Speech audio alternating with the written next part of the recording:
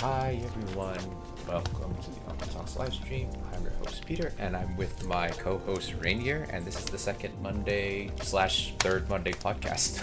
I love it. How are you doing, Rainier?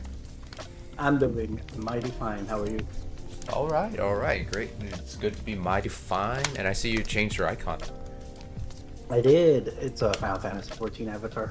Ooh, yeah, it looks cool. Actually, I was like, whoa, that's a new, like Discord logo. My previous one was also Final Fantasy 14. So. Oh, okay. Yeah, but it looks cool though. I like it. Thank you. Okay, so how was your month? Since we do this like once a month, how's your month so We far? finally made it happen. I mean, Yeah. I was supposed to do it last week, but you know, my focus. Yeah, it was funny because like it was funny, guys. Like we were so prepared to do the podcast with you guys, but we were so prepared in different timelines. So the first week, I messaged Rainier and asked him, "Are we doing the podcast tonight?" And he was like, "No, that's next week." So next week rolls around, and I was prepared to do the podcast, but then I messaged him like I think maybe like an hour or two before we were supposed to start, or a few minutes before we were supposed to start, and he tells me that he can't do it. so we had to reschedule again, which I don't mind, but at the same time it was just really funny because we try to bring it out every second Monday for you guys, but it ends up turning out to be the third Monday. So I think it's very hilarious that we have this little one thing. So if you guys think that this is a really awesome thing that we do, yeah, just let us know in the comments below, or like in the chat, in the live chat. So yeah, so I think it's really hilarious that we name it the second, well, at least I did. I named it the second Monday podcast, but unfortunately we end up doing it on the third Monday. So I think that's very funny. Yeah, I had family over, so I could do it, but the fact that I had like my brother and my mom in my place, I live in like a 1-bedroom, and no, it's fair. My computer is in the living room essentially. There's just gonna be way too much background noise, and I didn't want to like. Is it like a Japanese apartment where like everything is like kind of cramped, or is it like more It's spacious almost. than It's 2 rooms. I mean, it's like what, probably like 700 square foot. I don't know how big that is, but okay. There is a bedroom and a living room, but like essentially, since my computer is in the living room, right, and you know my family isn't gonna be in my bedroom. Like they're gonna definitely be in the living room. Right. means that like, yeah, there's just way too much distraction, way too much. I can't give you the focus.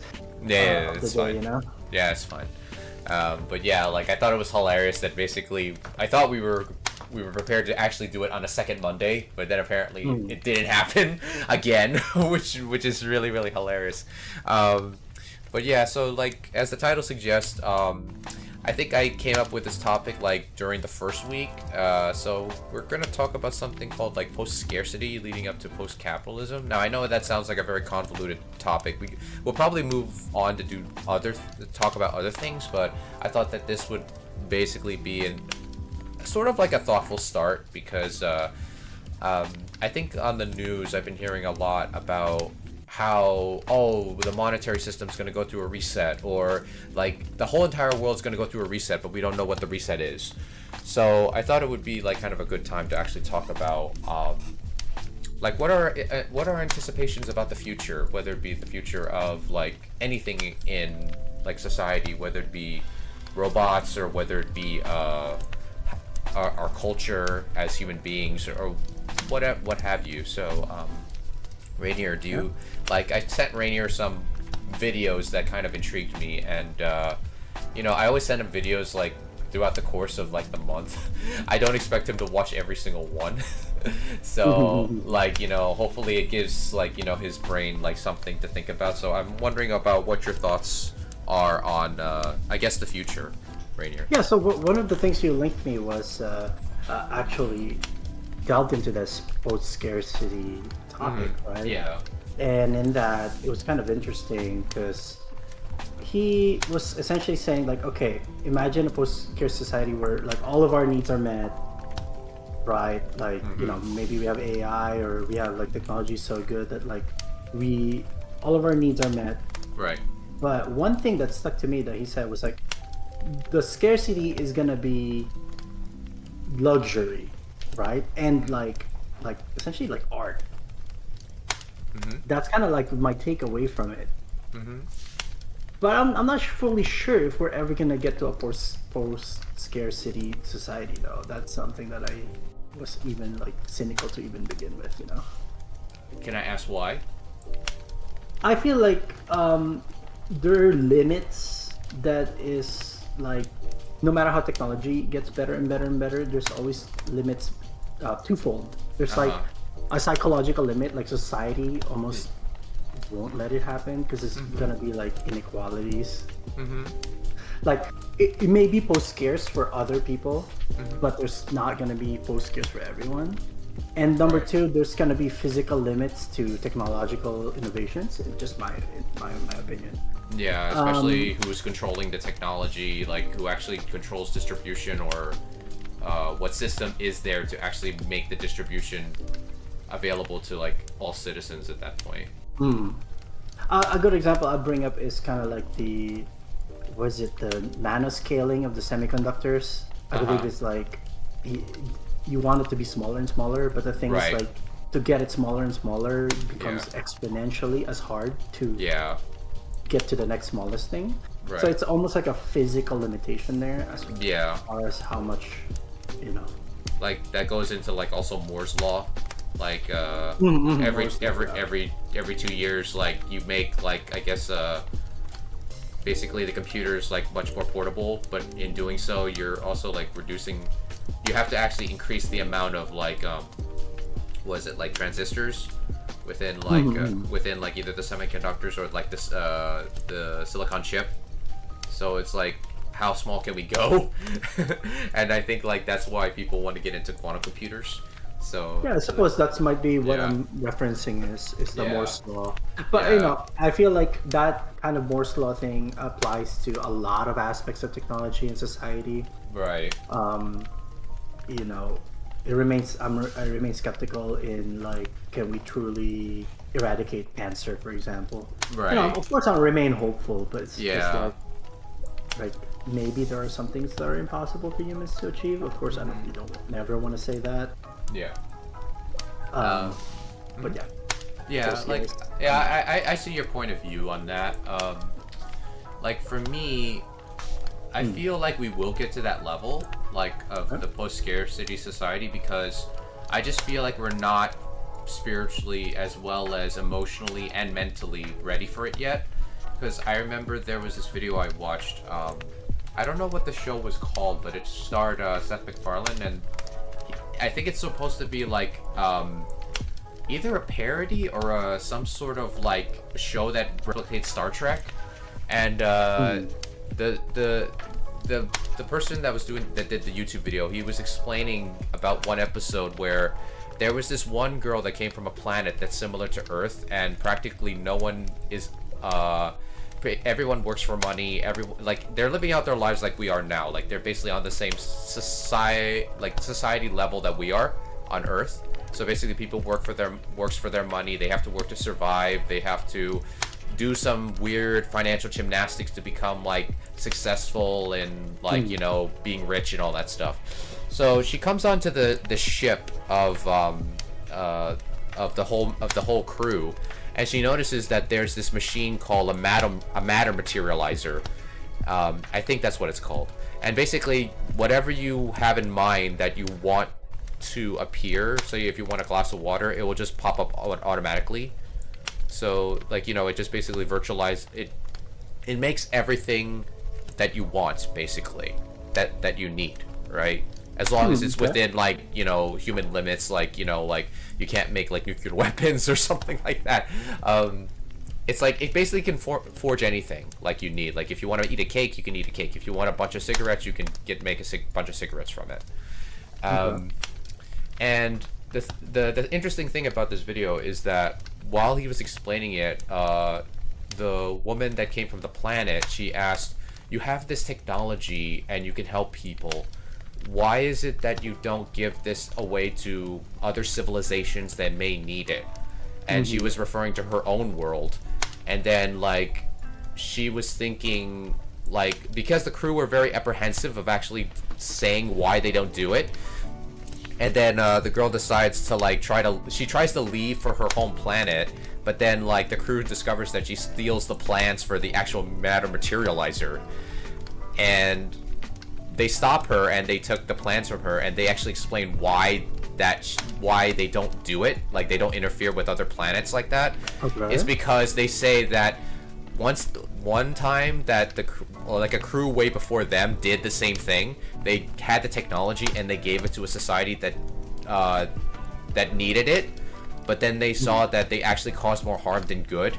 Like war started, the world was barren, and then they basically came to the conclusion that we cannot interfere because we know that humanity's not ready for it yet.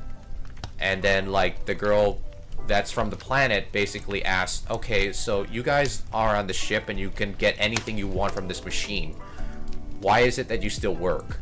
And then like basically the main crew basically tells her, "We work not because we have to, but because we want to."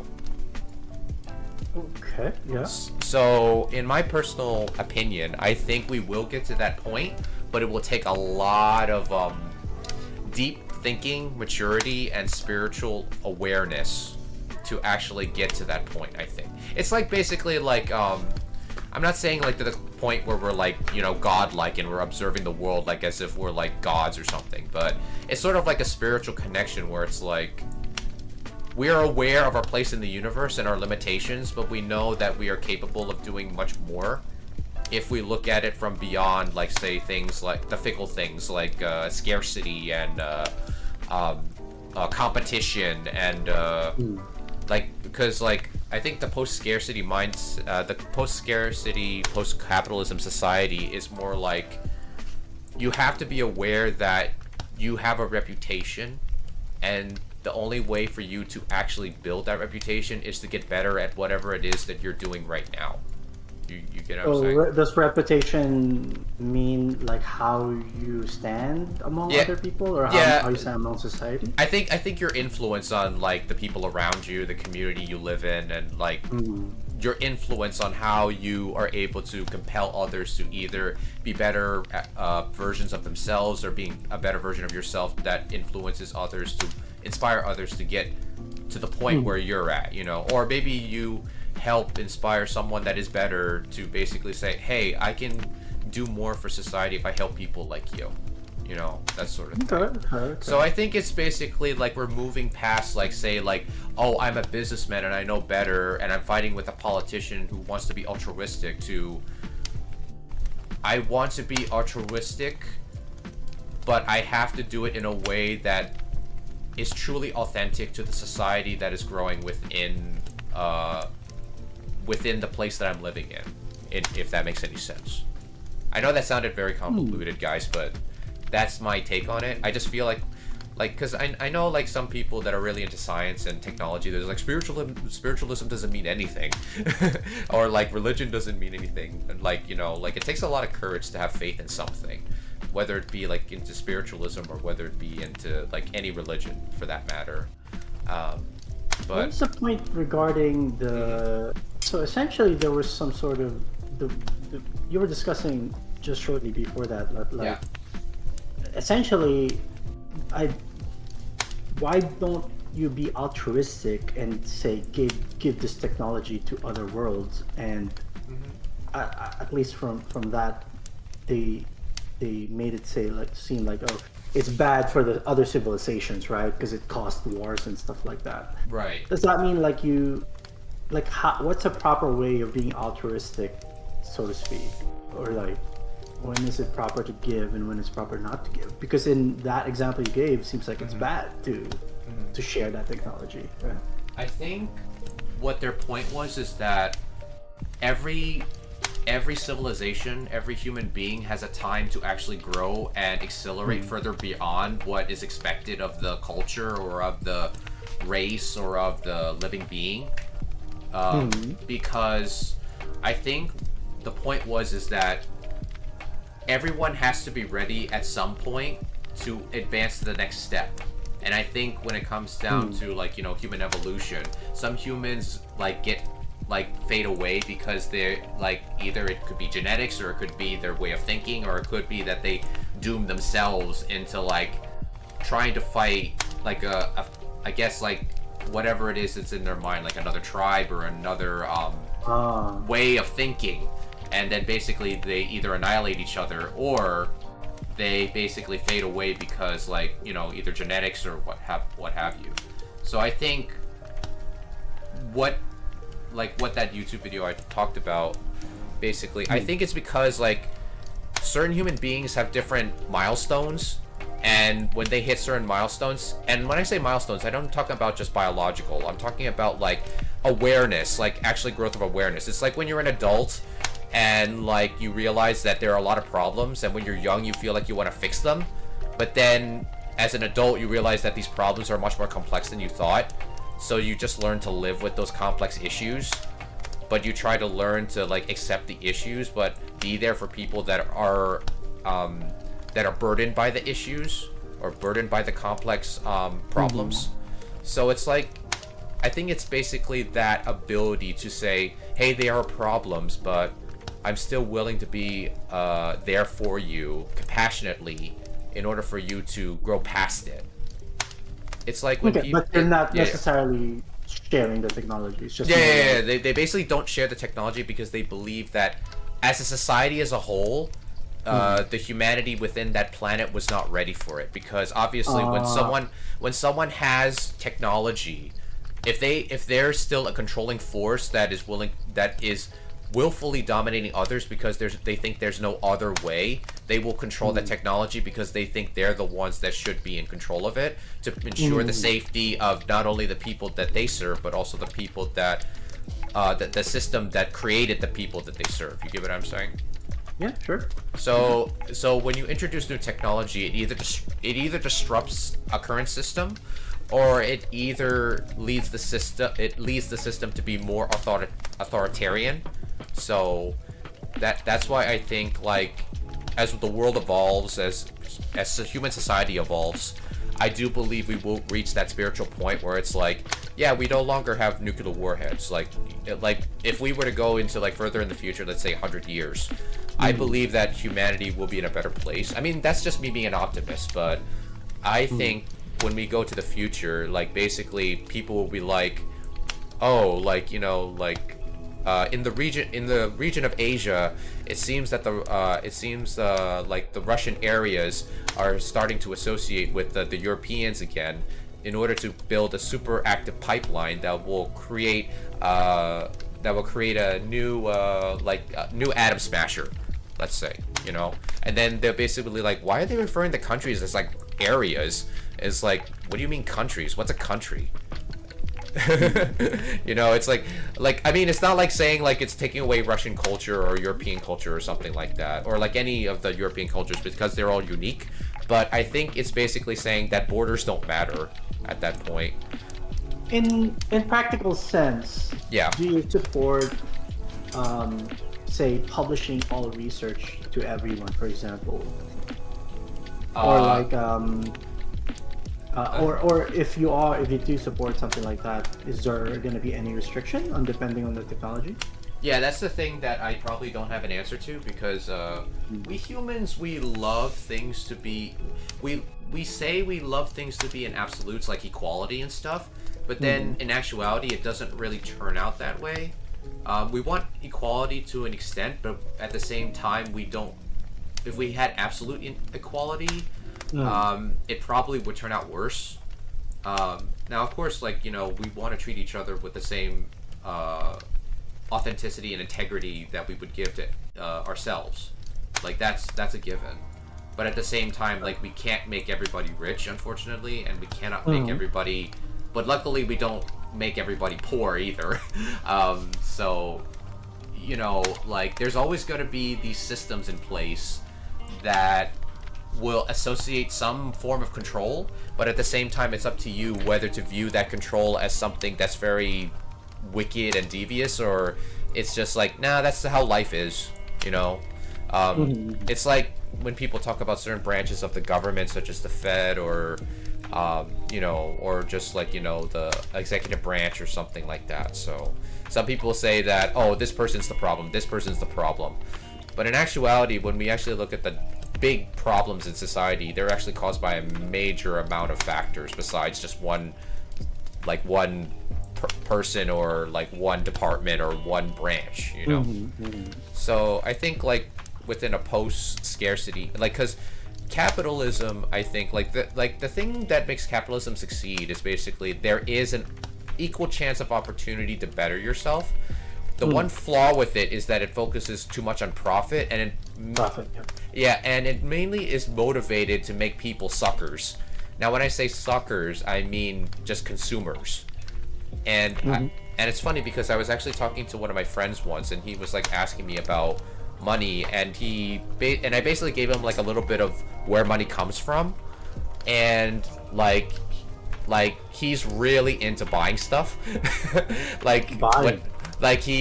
Whenever he gets into a hobby, he buys a lot of things. So, you know, like, a lot of people are in consumer debt because of, like, you know, our system of, like, basically putting advertisements in their face and making them mix up their wants from their needs.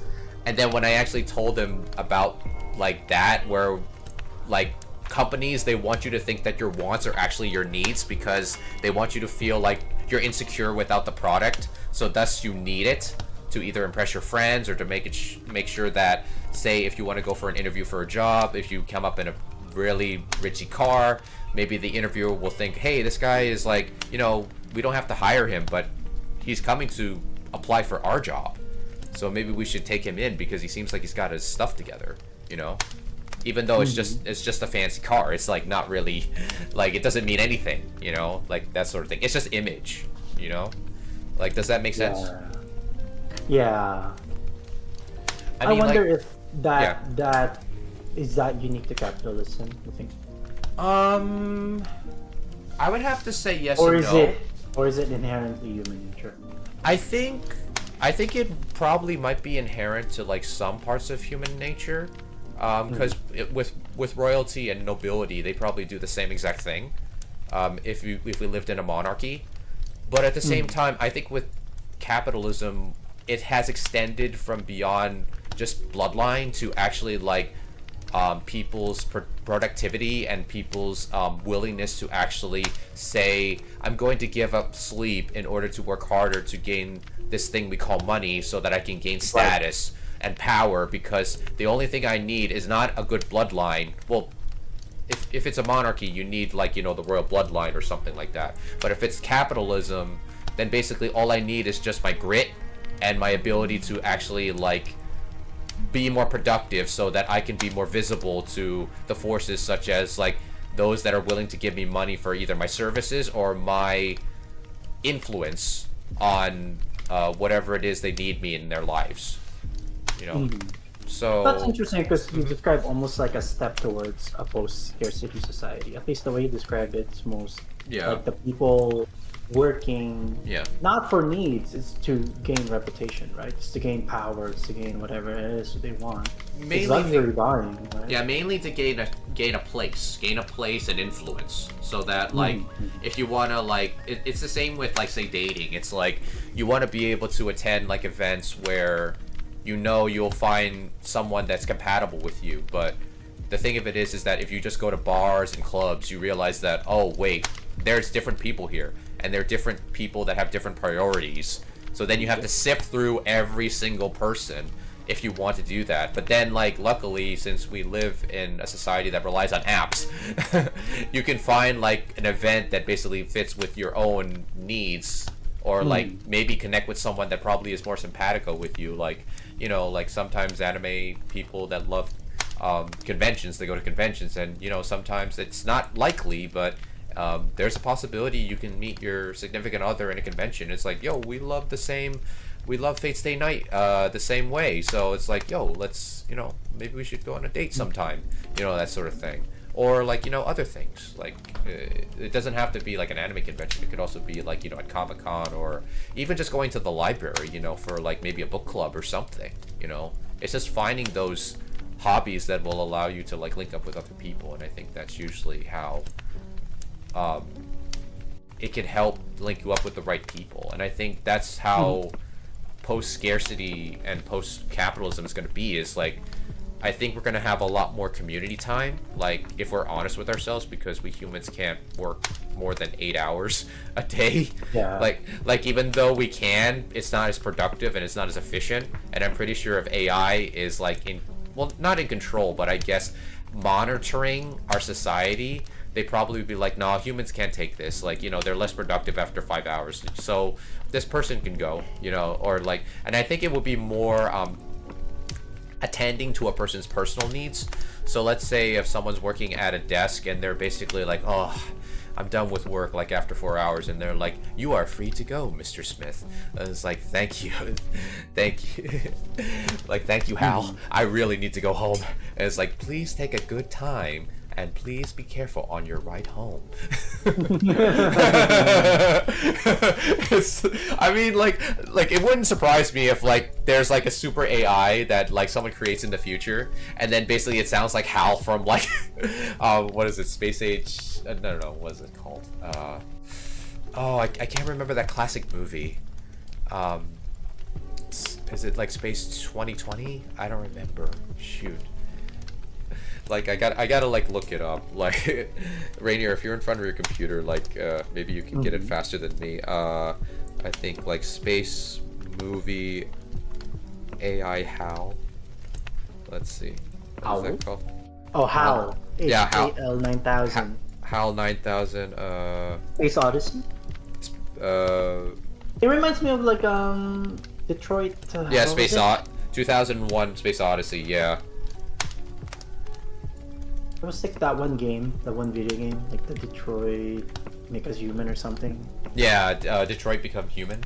Yeah. Yeah, I think that also might become a reality. But I think, like, if AI does advance to that point of, like, you know, like, of humanity, I do believe that we will meld with machines. Because, like most people think of it as, like, a dystopian type of thing, but I think of it like, have you ever seen the movie Bicentennial Man? With Robin Williams? I don't think so. I recommend watching that movie. Like, if you guys don't know about the movie Bicentennial Man, it's about It stars Robin Williams, rest in peace. But he plays a robot that develops like a human consciousness. And throughout the movie, it's basically about him as a robot facing his inner humanity. And what I love about the movie is that the robot experiences a lot of things involving his own humanity, such as he experiences the concept of freedom, he experiences the concept of like thinking for himself, in addition to experiencing the concept of love, romance, and also it deals with the social issues of being a robot in society and being regarded as a human being with the biology of a robot. And yeah, I highly recommend watching that movie. It's a pretty old movie, but at the same time, I think it's kind of an optimistic way of looking at artificial intelligence. Because I really don't like the fear mongering about robots. I understand people's concerns about it because, like, even if we put the laws of robotics into robots, how do we know that they can't shut it off if they become more advanced? Because Wasn't there? I just saw a YouTube video about like robots essentially almost not gaining sentience, but it's almost like it tried to prevent itself from like shutting down. Yeah. It was like a study that they did, and Yeah. like one of the AI essentially blackmailed one of the workers Yeah. to prevent itself from being shut off. It was kind of an interesting Yeah. study. Like, yeah, I mean, like, if that's in research, that could probably be the case. I feel like with AI nowadays, like how Bitcoin was created by like some mysterious person that we don't know, or mysterious persons that we don't know. I feel like then the AI that ends up dominating the world is going to be like a decentralized AI that creates other AIs to basically ensure that either humanity is either under control or humanity is going to be like in its blissful utopia that we hope to see. And hopefully that happens, because like I feel like if this AI creates like a layer of different AIs to make sure that it doesn't get overcome, I feel like one of the AIs will probably develop a sense of empathy. So I mean, here's hoping, because like I feel like that's how nature takes its course. It has like a rough beginning, because some people I think believe that when AI starts to come about and become mainstream, it's gonna go through a Tespotopian type of stage where like people control it, but then it eventually will become a sort of AI utopia where it's like, yeah, we no longer have like overlords overlooking the AI anymore. Now the AI actually knows the art of empathy and actually can empathize with human beings and give us what we need to survive and thrive, Yeah, it's interesting. Because, I mean, do you use AI at all? AI in my life? Yeah. I mean, not in like the more advanced idea of it. In a sense, I use AI to automate all the payments. Like Right. all of my bills, all of my monthly bills are all automated. So I'd say that's AI, right?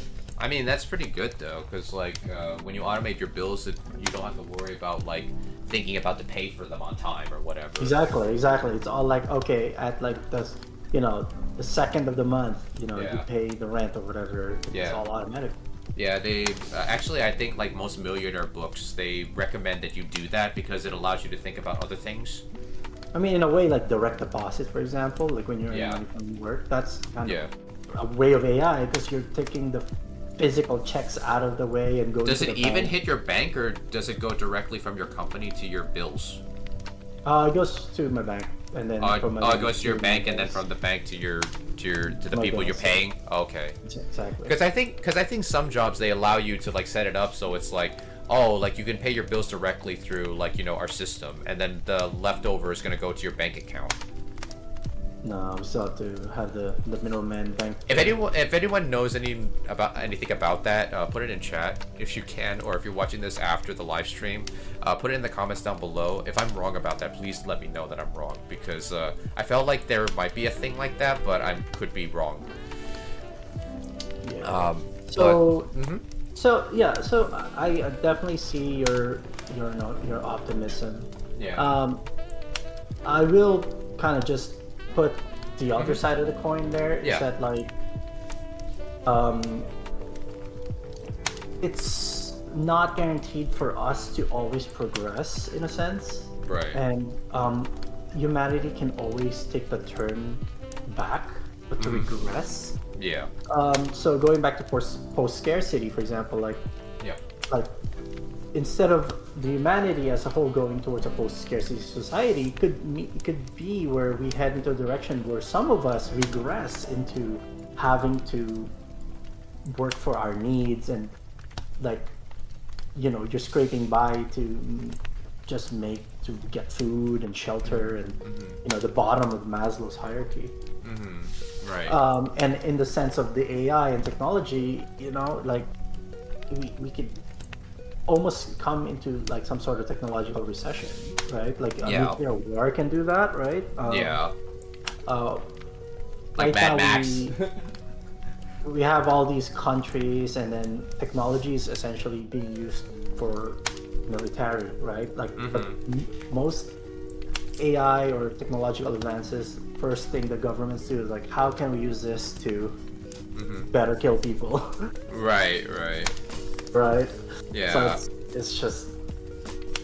I mean, I feel like I'm not taking that possibility away. That's why I put them all in the AI apocalypse. I put it in that category. So like, I don't disregard that possibility at all, because I think it also deals with like, if you're working in the government, particularly like say the CIA or the FBI or law enforcement, your mind is more open to the fact that things will go wrong, because like if you are in the military, you're trained to think about things that will go wrong because they will go wrong, and you have to think on your feet to actually try to fix the situation or try to make it at least bearable.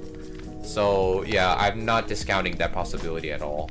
Like I think the thing of it is that that's a useful skill that most people like in the military or law enforcement or even like in higher levels of security develop, because it's a very useful skill to have to basically like think on your feet and be resourceful. It feels like sometimes it's hard to overcome almost like the innate tribalism of humans, of humanity in general. Yeah. Like there's always going to be that restriction that like fundamentally most people value self and then family members, right? Because it's next to self essentially. And then above that would be extended family, and then maybe nearby community.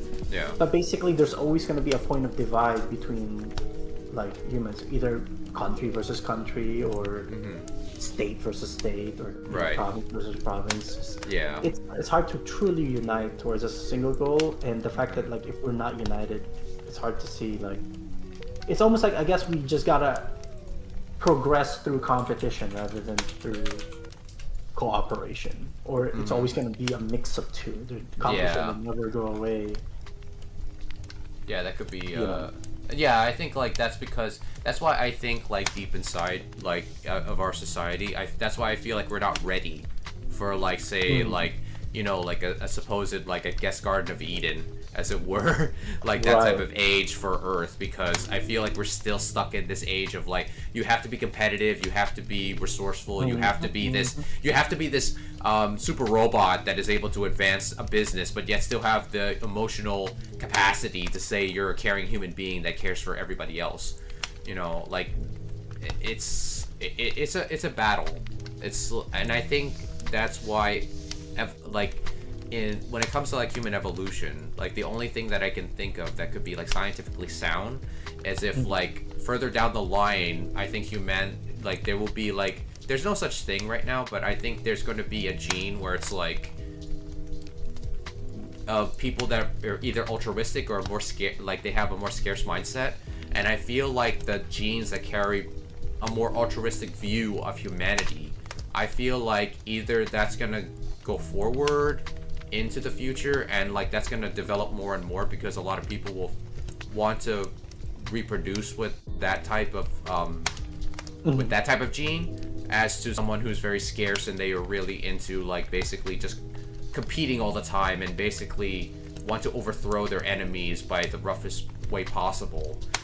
I feel like that gene is going to be good in the short term, but that gene is eventually going to fizzle out because a lot of people, if they establish a sense of peace, then I think the gene that basically carries altruism like as a natural state of mind will probably go into the future, probably like around 100 to 200 years, like further down the line.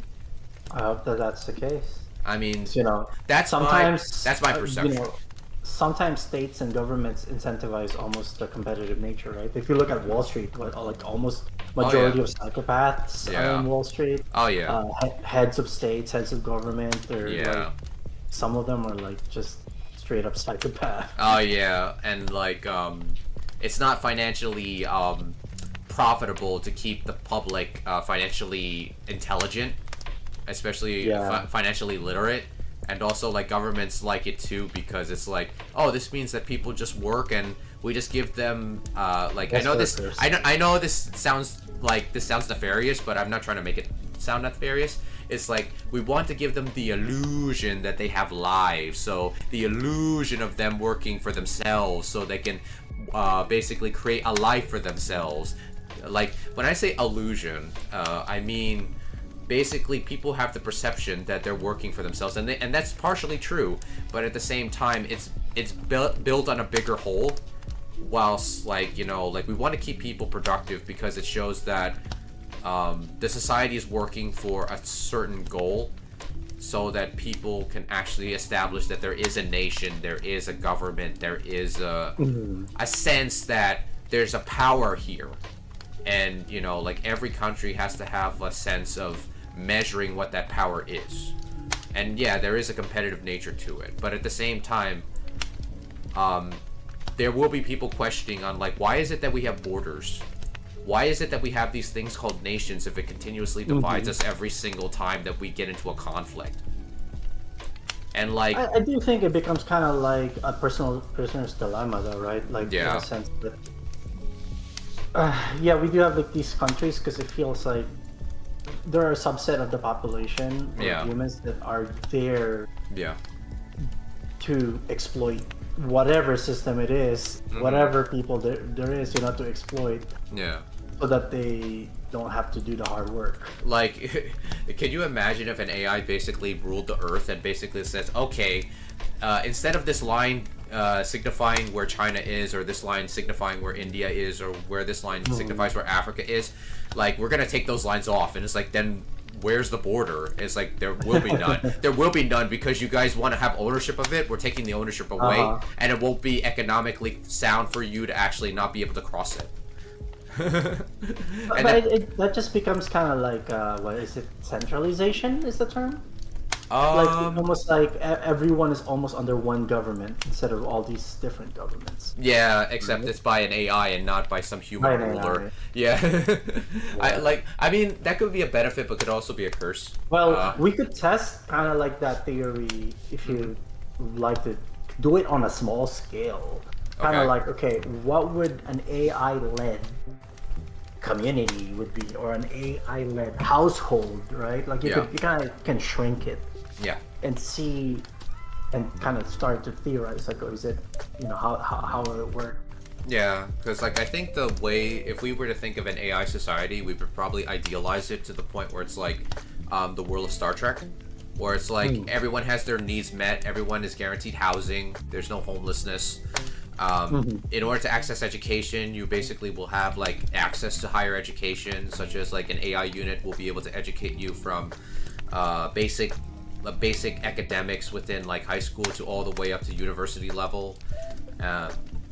In addition, like if you want to pursue a path in a certain career, you're having the opportunity to do so, and plus money is no longer an issue because everyone has their needs met. That's usually the idealism of it, and also I think actually direct democracy will play a part in that, because I believe that if the AI were to be like not like the ruler, but more like the monitor of like the justice system as well as the political system, it would have to ensure that humans have this this ability to express its free will. And if the AI is truly empathetic and like learns empathy and is able to learn the artificial intelligence towards empathy, I think the AI is willing to actually release the absolute grip it can have to allow humans to vote on protocols on which it wishes to do to update its software. Okay. So it's similar to like how the Bitcoin network, it can't make updates on Bitcoin unless everyone in the network agrees to it by a vote. Oh, that's the complicated thing of governments, though. in Yeah, general, right? yeah. Just that like humans can never agree. But I think the thing of it is that because like let's say nations themselves, right? They're not dominated by borders, but the people still live in so-called countries, but the countries are much looser. So you no longer need a passport, you just basically have a global ID. So like you have a global ID that tells your address and like say, oh, I'm from the Asian region. It's like, oh, you're from the Asian region. Oh, it looks like you're from the islands of Japan. And it's like, how is it over there? I was like, oh, we traveled like probably like an hour from like Seoul and everything like that.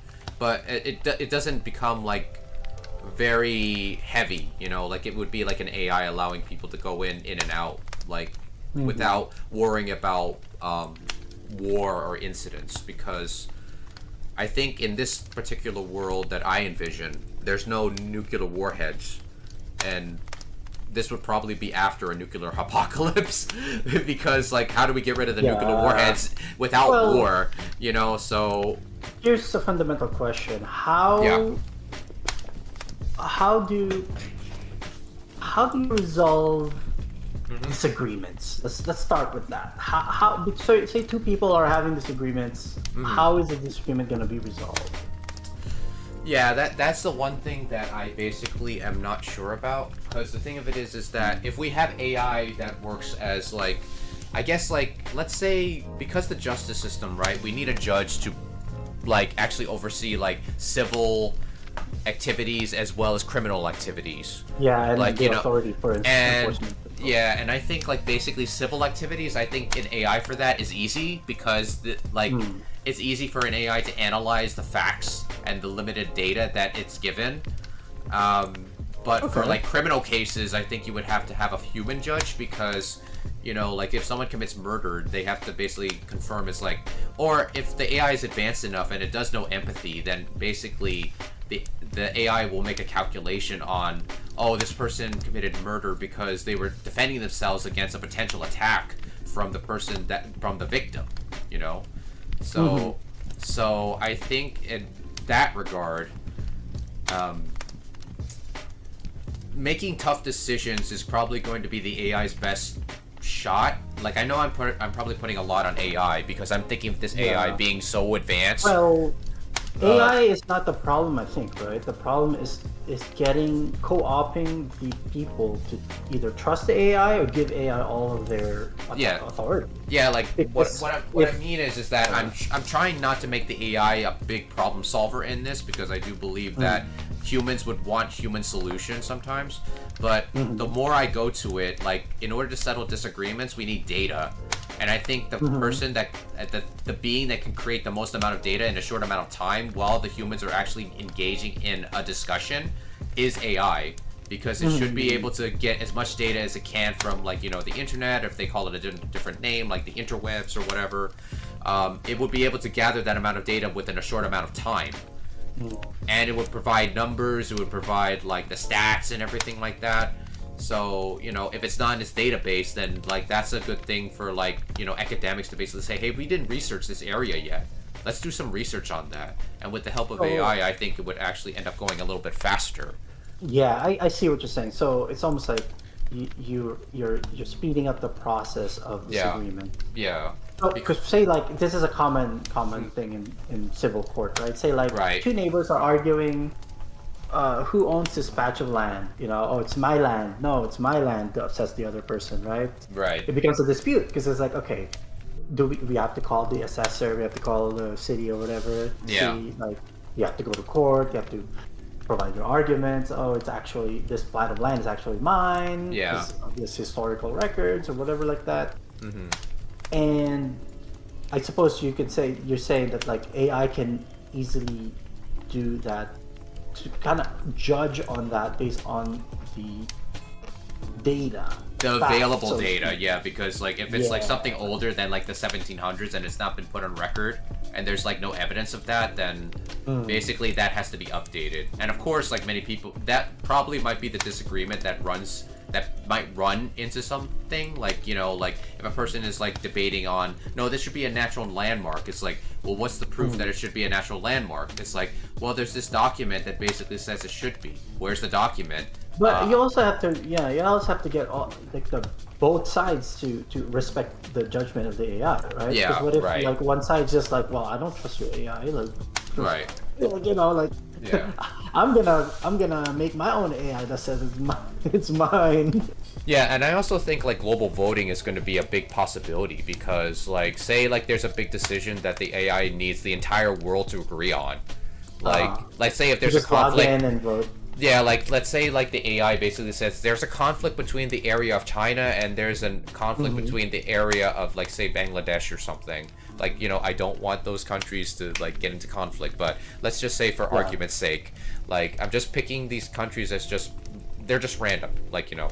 But say like they're having debates on resources, natural resources. China has the resources, but Bangladesh like basically has something that China wants. So now they're in a debate and like they threaten to do like ground forces. So then like the AI requests the entire world is like, including the citizens of China and Bangladesh, it's like, please vote to see how to resolve this conflict. And like it's, so I think because like since everything is on your phone and the internet is supposed to be instantaneous in the society that I envision, I think that the votes, like if people will participate because it's their choice to participate, like I think they will be able to instantly answer within a heartbeat. So I believe democracy will be much more direct. So Interesting. So I envision that like, now of course like there is another issue where it's like, yeah, but these are two countries. It's up to them to resolve the conflict. Why does the world have to get involved?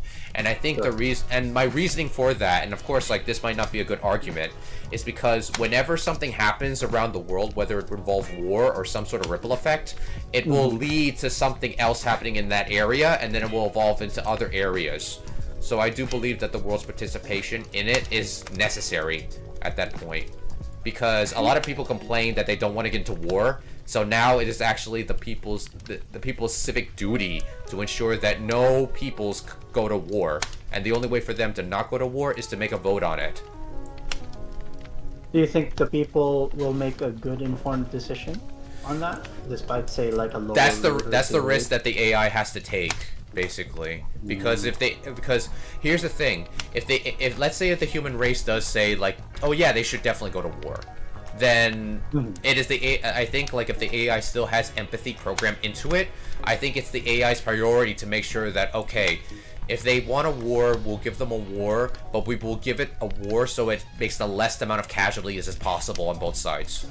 Wow. So it will do constant calculations on how to reduce the amount of casualties. But the thing of it is that if we do agree on war, it kind of desensitizes our minds about war. Because it makes us think that the war will be controlled by an AI that basically does the calculations and basically says that, okay, they only killed one person in that war. But that's still one person, you know? Because, like, you know, one murder is enough. But at the same time, it's like, yeah, but, like, you guys had to kill one person. One person lost their life. It's like, well, yeah, but the last war, only 2 people got injured. So it was fine. Yeah. Interesting idea. Yeah, So, it's like, just kind of rough to envision a world that like everyone agrees for that kind of one vote system. yeah. Like, I think it's just hard. I think for me, it's like if humans really want to have free will in a world where it's like, what people want out of their government is the convenience of urgency. So they want their government, if it's an urgent situation, they want their government to act fast and urgently and with compassion. And the only way I can think of doing that in a realistic type of way is to have an AI do the things that are small but are effective. That's the only way I can think of it, because a lot of people complain about government programs because the people that either are part of those institutions or the people that are managing them, they don't have time for every single human being that face every single issue. Mm-hmm. So and I think like that's why people complain about government institutions a lot. But at the same time, like there's no way a corporation can appease every single customer unless there is like an AI interacting with them to basically give the data to the CEO or the board of directors saying, hey, like our product or our services are not up to par with what these particular people need, and they make up like a good majority of the population. So like I feel like the AI is going to do the heavy lifting while we actually become the thinkers that actually try to revolutionize what the AI is telling us or what the data and the people are telling us, you know? Yeah. That's the only way I think we can become an effective society, that it is allowed to thrive without wasting its time on menial tasks, because everybody gets tired from the menial task. The problem is that there has to be a learning curve, and a lot of people don't want to actually educate themselves. Yep. Isn't that was kind of the last video linked to me was kind of an interesting sticking point that he was mentioning, like because nowadays, because he was talking about intellectualism, right? And he was saying that how like the modern intellectualism is kind of captive to social media and clicks and engagement, and so it kind of like secludes itself. But then there's also the problem of like the people that are consuming those intellectual. It's just like there is a big divide between people who work hard to really get themselves into these intellectual things versus people who don't, and there's almost going to be an inequality, right? That will be born because of this. The people that strive to do better for themselves, and the people who just like tune into whatever social media says, you know. Yeah, that is also true. And plus, reputation can also be corrupted in some ways. So, you know, like, but I think that that's the only way that we evolve. So we evolve from just being rich and powerful and maybe a little bit stupid to like being intellectually powerful but airheaded or arrogant, as it were. No, but more like the environment is intellectually rich. It's just that people don't engage in those because we just eat whatever is given to us, aka like AI shorts, AI engagements, like algorithms that exploit our psychology for maximum engagement. I mean, I think in general, when it comes to like the future society, like me and Rainier, we're just talking about like hypotheticals. But that's the only way I can envision our future. But if you guys have any suggestions about like how to make this society work better or more efficient than I did, please put in the comments down below or put it in the chat, you know. And also, if you like our podcast so far, you know, hit the subscribe button and hit the follow button. So like the first thing I would say is like, can the AI give us the most ideal way of governance? For example, like, can we ask the AI, oh, is capitalism the way to go? Is communism the way to go? Is, you know, authoritarianism, autocracy, whatever it is? Yeah, and I wonder if AI is going to be able to tell us that. Yeah, because I think like there's this podcaster, I think his name is like Tom Bloom. Like, I don't subscribe to him, but I do watch some of the stuff that he puts out, because he does put out a lot of good points. Because like he basically, from his point of view, like, he does believe, like, he thinks the way you do, where it's like, I don't think humanity is willing to, like, let go of their own grudges or let go of their own greedy tendencies. And he believes that, you know, capitalism is the way to go, because if anyone looks at the history of, like, say, socialism or communism, it doesn't end well. And there's a reason why in history it constantly fails, or it makes the countries impoverished. Now the thing of it is that, like, I am not someone who's a political scientist or knows like anything about political theory, but in my personal opinion, I think there will be something after capitalism. I just don't know what that is.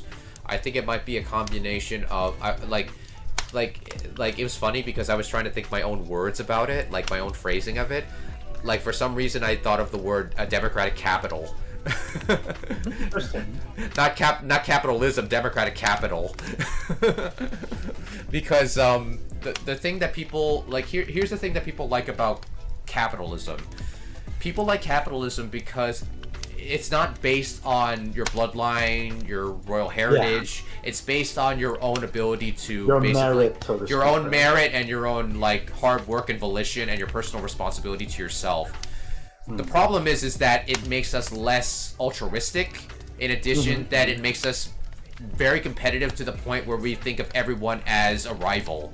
Now, that some people don't think that's a bad thing, but I think it just makes people overly suspicious of one another, and it makes people think that whatever action or kindness that you do to others, it feels as if you're trying to do it for the benefit of yourself and to build up your reputation, to make it seem like, oh, you're doing this as a favor to me, so you get something out in return. So it's really hard to trust people in a capitalistic society because, one, you have to have scarcity because you have to make people either consumers or you have to have them feel insecure about something within their life. Right. In addition, you have to make it so that you have to measure it in a way that takes compassion out of the society, such as having certain people do certain jobs that they might not like, or having people feel like they have to constantly be scarce with their resources because they're in a position where they can only work for money and nothing else. So it's like putting people in situations where they feel like they have no other choice but to do the said thing, even though that's not what they want to do. Do you think there's a better way to... What would be your idea of like something that would replace a profit motive? What idea would it be that you'd prefer instead of a profit motive, which is, I think, capitalism is based upon, right? What would either accurately reflect or what you would want humanity to have? Well, if we still have nations, I do I believe guess that what would motivate people to work, I guess, is the question there. I think Because what- it's I not think gonna what- be profit. I think what would motivate people to work is being able to access the areas where they're most curious about. So because as a kid, right, you were so curious about so many things, like, oh, that's a guitar, I like to play I want to try to learn to play the guitar. And sometimes the kid plays the guitar for like, say, 2 weeks or something, and they're like, I'm bored with it now. I don't want to, I learned a little bit and it was cool, but I realized how much hard work it is, and I don't want to, my brain wants to go to something else. And then basically they go into something else, and let's say they get into piano, or they get into being able to cook. They explore all these things, and I think the reason why humans are so miserable is because they're taught, in capitalism, and this might not be the fault of capitalism, but it could be the fault of society in general, is that in society, everyone wants you to specialize in something so that you can make money off of that specialized skill. But the problem is that we humans are very fickle. Once we do something and we're an expert in something for a certain amount of time, we want to leave that thing. Unless we really love that thing to death and we want to actually expand on it more. So I think what we need, in a post-capitalist, post-scarcity society, is the ability to allow humans to leave their occupation whenever they need to in order to do something else, so they can become a more benefit to society doing the said thing or learning that said skill that they've done. And if they want to come back, they can come back to do the skill that they previously were doing. Okay. So flexibility to be Flexibility, yeah, I do believe that society needs a flexibility. It's not like people don't want to work, it's just that they don't want to work on something for too long. Pursue your passion, so to speak, I guess. Pursue your curiosity, pursue the thing that you're passionate about, become a more versatile human being. I think that's the thing. And I think that if society allows us to become more versatile in our needs and in our... Because when you think about it, if you have a desire to learn something, does that classify as a want or does that classify as a need? That's interesting. Desire seems like a want. Yeah, I'm asking you as a human to human, Yeah, I think desire is a want as far as So the thing of it is that now we have to think about this way. The desire to basically wanting to explore something that you find interesting, and you just want to see if you can get to the peak of what it means to go for that said thing. As a human being, if this thing that you're doing requires learning, it requires you to develop skills. Sure. Would that be considered a want or would that be considered a need? I guess it depends, but I think in general it would be a want because it It would feels be a like a want. luxury. It would feel like a luxury, right? But at the same time, like, what if this want is a need that society desires? Because But it's that society desires? yes, like, what if this want leads to a need that society thought it never needed until now? Ah, that's interesting. Because Right. normally society dictates what it needs by A free in market. yeah, exactly. In a capitalistic system, it means you Yeah. earn more money. Yeah. That's how you would determine what So, society wants. so I think in a post-scarcity and post-capitalistic society, when it comes to occupation, at least, the want and need of an occupation becomes blurred. Ah, I see. Because the thing of it is that I think humans, the reason why they feel like they're unfulfilled is because they put all their eggs in one basket for an occupation that either they were forced into or an occupation that they thought they desired and they did it for a couple of years, but they don't want to do it anymore. So it's definitely be a post-scarcity situation in Yes. the sense that like all your needs are already met. Yes. Like, because I'm pretty sure in our current world, a lot of people feels like, they have to work X and Y and Z Yeah. because that's the only way they can satisfy their needs. I Right? also not even believe- luxury, but Yeah, and I also believe that in education, failure is going to be looked upon as something that the AI will reinforce the individual. In other words, if they fail, they will ask the question is like, would you wish to continue even though the struggle may go on? And then basically the human being, if they're in conflict, they basically will ask, I'm struggling with the ability to understand quantum mechanics, but at the same time I love the subject. I want to keep going, but a part of me is like, am I fooling myself to actually go through this rigmarole of like studying this stuff? And then like the AI will basically present like ask like, would you like me to give you a pep talk, or would you like me to actually tell you realistically how this will go? And then basically like it's like, let's be realistic. Well, if you give up now, that doesn't mean that you're a total failure. You actually tried something out and you actually succeeded in certain extents.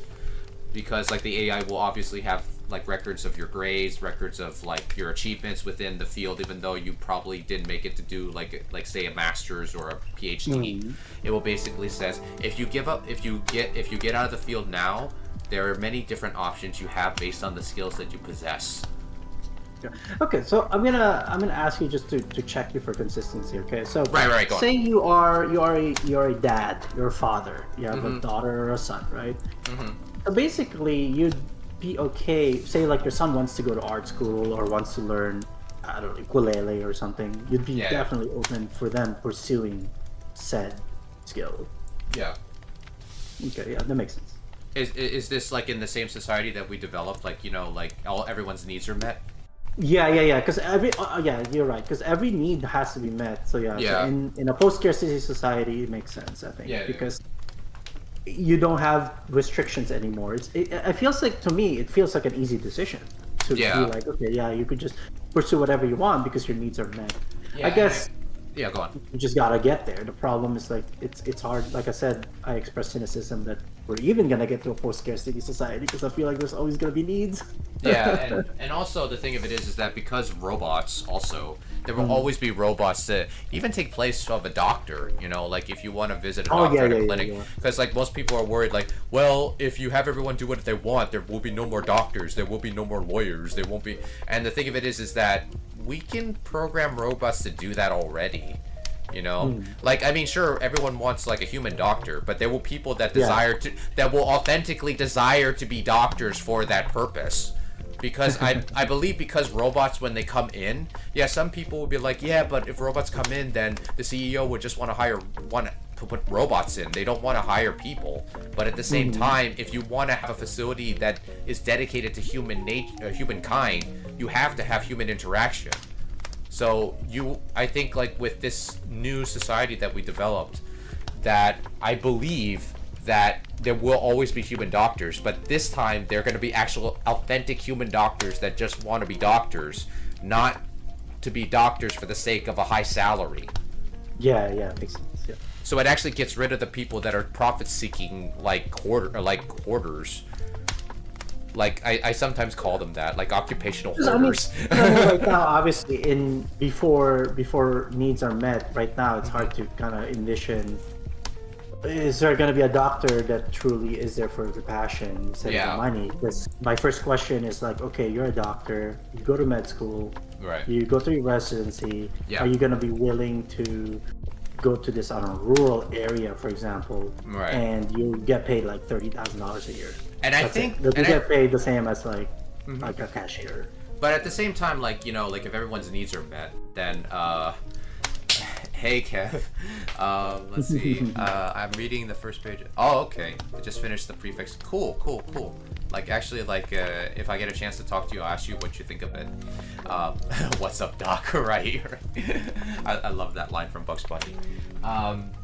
Yeah, I do believe, like, because, like, have you ever, like, I don't know if I sent you the video of, the 3D printed houses. Mm-hmm. Like, have you ever?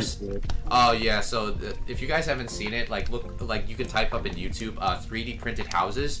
It's so crazy how, like, they take like the structure of building a house. They took it from like a bunch of people just building the house to, like, say, like, only 3 people. They just put like a big huge machine that's like supposed to be the 3D printer, like, in the actual foundation. I mean, in the actual the land. And then the machine makes the foundation, it makes the land, and the way they make the house, I'm like, whoa, this is like Dragon Ball Z type stuff. Like, so, like, you know what you said about, like, you know, the doctor going to a rural area making a clinic.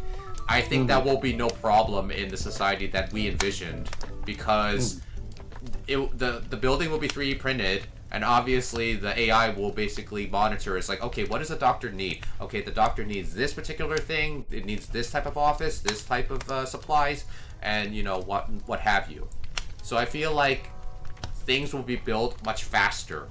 Like what took, like, maybe, like I say, like, I don't know how long it takes to build a building. It probably, like, I would have to say a couple months to a couple of years to build a building. Yeah. So I think it would be reduced to, like, probably, like, maybe like half or maybe less, I think. But that's, like, way into the future, though. Yeah, I mean, in general, I think AI advancements always kind of result in efficiencies, right? And those efficiencies are translated to mean Yeah. less manpower required, Yeah. less labor required for Yeah. X. And then theoretically, those displaced workers can then go to do other work that can then fulfill them, right? Right. Or like maybe something that they actually want to do. I mean, what the invention of agriculture is, right? It's like the very, Yeah. very first major technology that allows people to stop thinking about where to hunt and to instead kind of quote unquote specialize into different labor, essentially, different Right. types of labor. Yeah. Because you just have a fewer people produce food for like the whole entire community. Right.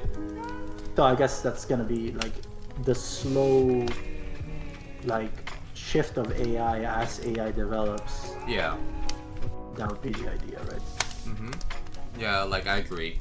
I think, like, with AI, there will also be areas that are dedicated to just agriculture. Because, like, you know, there will be people that'll be like, oh, but what if, like, we run out of, like, electricity to make, like, special processed foods and stuff? And, like, the AI is like, it's like, if you wish to put a vote on for a special agricultural, like, landscape that will allow us to grow food and crops, please put a vote in now. Your global votes will be counted by the end of the day. I don't know why I don't know why I keep doing a HAL voice, but for the AI. But, like, you know, like, if that sounds creepy, guys, like, let me know in the chat or, like, in the comments down below if it sounds creepy. But there's definitely, in a way, to that society, in a sense that you're gonna have to have some sort of system that, because the people that are displaced, so say, for example, that have lost their job, the coal miners that have lost their job or whatever, right? There needs to kind of almost be like what, a UBI of some sorts, right? Or like some sort of assistance to meet their needs. Yeah. Or like food is free kind of thing. Right. Yeah. And I think, like, that's where, like, you know, the matter material, like a matter materializer will have to be used the most to, like, appease those people's needs and everything like that. But also, like, I think the thing of it is that like if like let's say like this society doesn't happen, like I think the military can also play a part in like building societies, because I remember like I started recently going on a binge watch of there, like if you guys are not familiar, like there's this professor named Sam Richards. He is a sociology professor, and he has a YouTube channel called SOC 119, and it's basically just him like lecturing on a sociology course, and he talks about like these awesome issues such as like what do we think about diversity, what do we think about like, you know, things like white privilege and everything like that. He goes into the more modern issues, and he does a really great job of making discussions with his students on these particular issues and getting them to think about these issues. And in fact, like he got me thinking about a lot of things about human beings. Like the one thing that I think is interesting, he said, because since he's a sociologist and he's traveled around the world, he basically says that the military is not just used to fight wars, it's used to build infrastructure. They're used to build like build new build new buildings for civilization, hospitals, hospitals and stuff. So I think the thing of it is that let's say hopefully we have an election like 4 years from now, right? If the next candidate wants to actually build and bolster the military, I think they would probably get a lot of like support if they basically said, we have to take them, like we want to strengthen our military, but we want to strengthen them and the thing that they do best: building roads, building buildings, building hospitals, building schools. So like I remember I had this discussion with my friend Kev, who was in the chat. We were talking about how the train system is not updated in the US, and how how the countries around the world make fun of our train system because it's so old. So like, you know, the thing of it is that when I think about it, is like if like let's say like the politicians want to strengthen the military and they want to strengthen the country, why not have some branches of the military just help build the infrastructure of the things that we need to update in the country, you know? Because you're strengthening the military, you're giving them more funding, and you're giving like probably veterans that actually need jobs. So, you know, that's more jobs for veterans that are, you know, homeless, you know? I mean, the problem isn't with building it. I feel like that's the easy part. Yeah. The problem is acquiring all the land rights for the route. Right, yeah.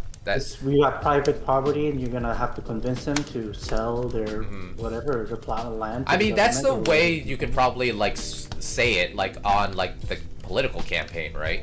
I mean, that's just an idea that I had, because I'm like, because some people want to strengthen the military and some people think like we should defund the military, but the only reason why they say defund the military is because they think the military is only meant for war and defense. They don't really think of the military as something as a building force.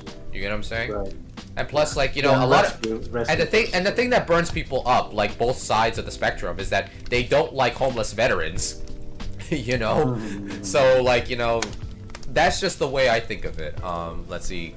Kev says a lot of countries that have more technology make fun of our country because it's still old and outdated. Yeah, I agree. We still don't have a bullet train or magnet trains more efficient. Yeah, we don't have like magnet trains that go further distance. I think like in certain states they do have magnet trains though. I think it's just like we have gotten used to just investing in airplanes, you know. Yeah, but I don't want to invest in a private jet.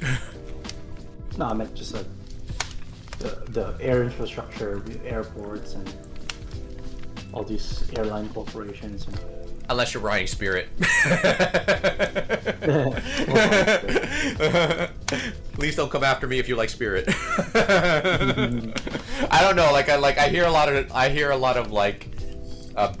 a lot of funny things about like other flights, and you know, I think Spirit gets made fun of the most. So like that's why I made that joke. I'm probably being ignorant right now. I feel it could cost the airfare to train. Yeah. I keep riding with Spirit, and you become one. You will become one. That's funny. That's very, very funny. But yeah, Spirit airline joke. Right.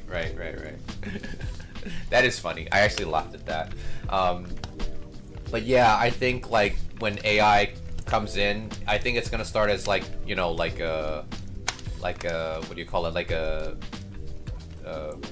kind of like not like an apocalypse, but sort of like a despotopia. Like it would be like a despotopia type of world at first.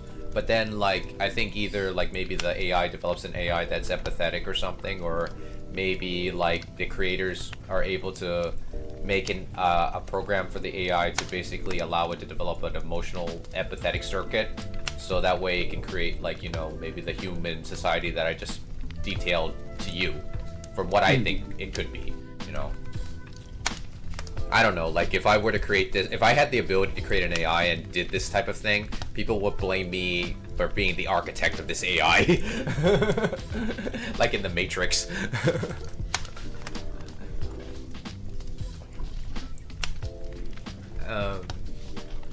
But is there like anything else you would like to like put out there, Rainier, on this No, topic? I think we've kind of hashed out a pretty good amount of the idea of the AI and post-scarcity. I see where you stand. Yeah.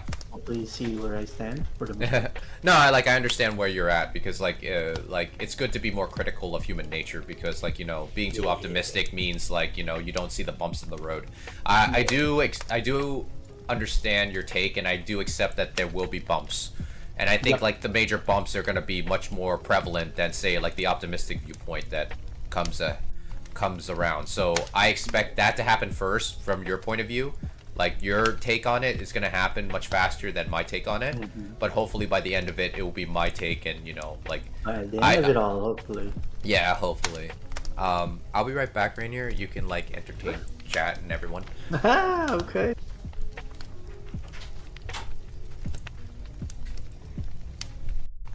First, I gotta open the chat for y'all.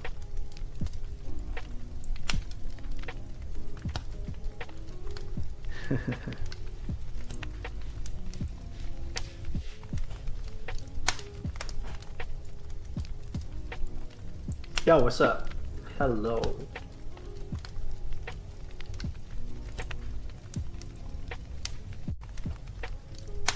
Yeah, didn't they just roll out like what 2 months ago about like the Acela or whatever, quote unquote bullet train?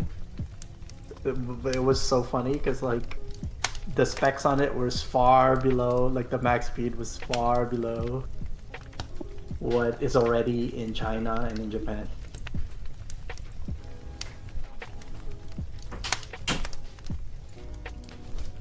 All right, I'm back.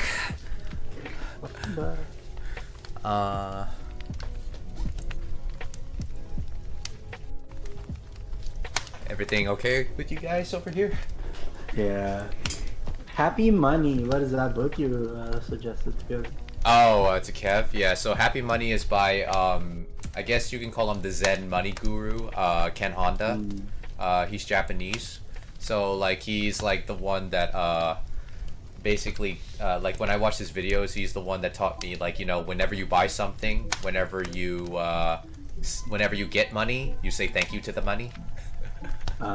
So, you know, like I gave that book to Kev because like he's actually trying to learn more about money, so I want to like him to read that so he can know his spiritual connection with money first before we start going into the technicals of money. Makes sense. Yeah, I'm not a financial advisor or anything, guys. Like I just like know a little bit of stuff, and you know, like for me, whenever like my friends ask me about things like investing and stuff, I just give a little bit of my take on it. But of course, I still do things on my own and try things out, and you know, sometimes I make mistakes on certain things. But yeah, like I mean, we talked about the future, but I think we can make a little segue back to the present, like especially since Kev's on. So like it was cool that like Kev is actually the friend I talked to about where money comes from. So it's like surprising to me like how many people don't know how money is created. And like what do you think about that, Rainier? Like, you know, like people say they want to be rich but they don't understand what money is. Like, like why do you think there's such a mismatch of that? Because to me, if someone wants to be rich, I'm like, surely you must want to learn how money is created, how money works. Like, like what surprises me is like when people are accountants and they don't know this, or they don't know, like, you know, like things like about retirement funds and all that stuff, or like taxes and stuff. I'm like, I mean, accountants, they're supposed to know about taxes because obviously they're accountants, but like they don't know like the other things about tax laws that most people could take advantage of. I mean, yeah, I mean, the biggest thing you really could take advantage of is capital gains, yeah. Capital gains is Capital tax gains. rates. Like, have you ever heard of the buy, borrow, die strategy? No. Yeah, so basically like, if you guys don't know about it, this is how the rich stay richer and the poor stay poor.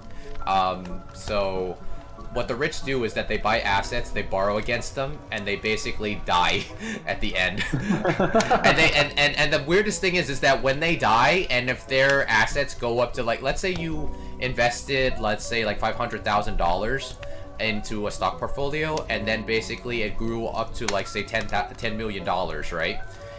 When you die and you have kids and you pass them to your kids can actually sell your assets at that market value and not accrue any capital gains tax. Yep, it's a step down, right? Step yeah, down. so they don't pay taxes at all by selling that, and I'm like, whoa, that is something I don't know. I even told my parents that, and they're like, wait, really? And I was like, yeah.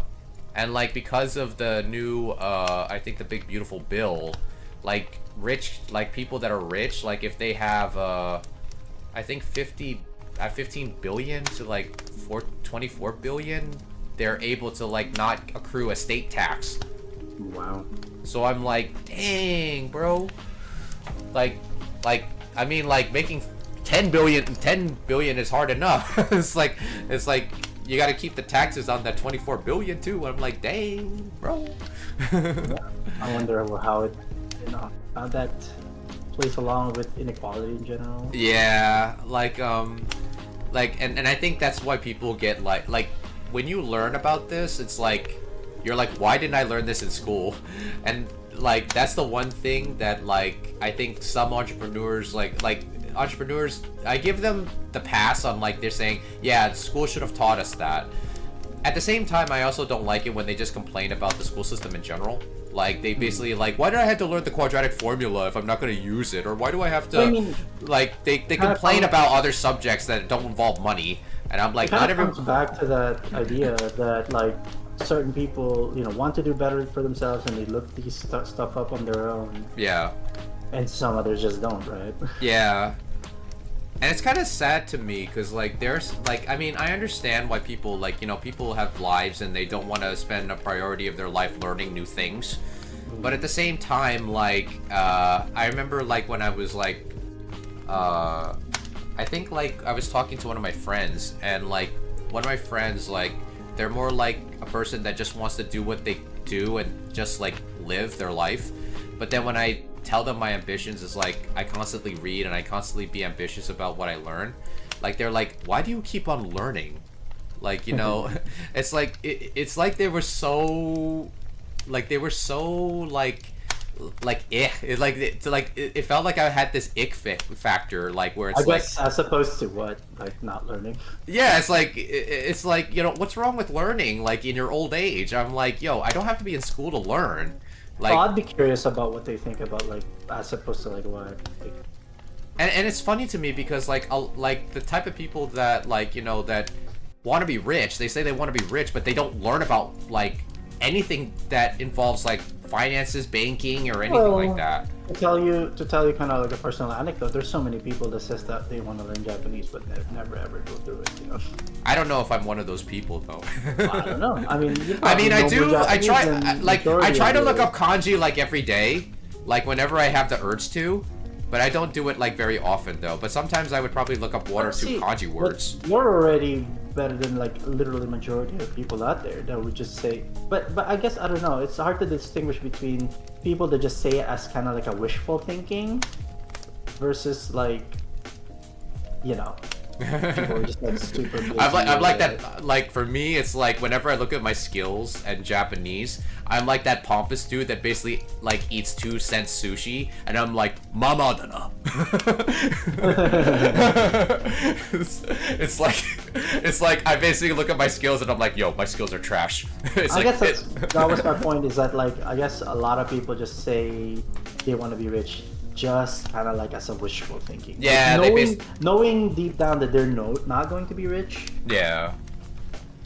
But it's just like, oh, I mean, like I don't mind you saying it. I don't mind you saying it as basically like, you know, your ability to be wishful. But if you're willing to actually like look up the stuff and actually learn how it works, then you know I give you but that's credit. what I mean. Like they just say it but put no effort into it. Yeah, yes, it's a general sentiment. I get that. Yeah, I guess that's why like out loud I never say I want to be rich because like for me it's like I guess that's my way of basically saying I don't want to state my goals out loud in that way. But at the same time it's like like the thing of it is that I just don't know if I'm gonna be rich. You get what I'm saying?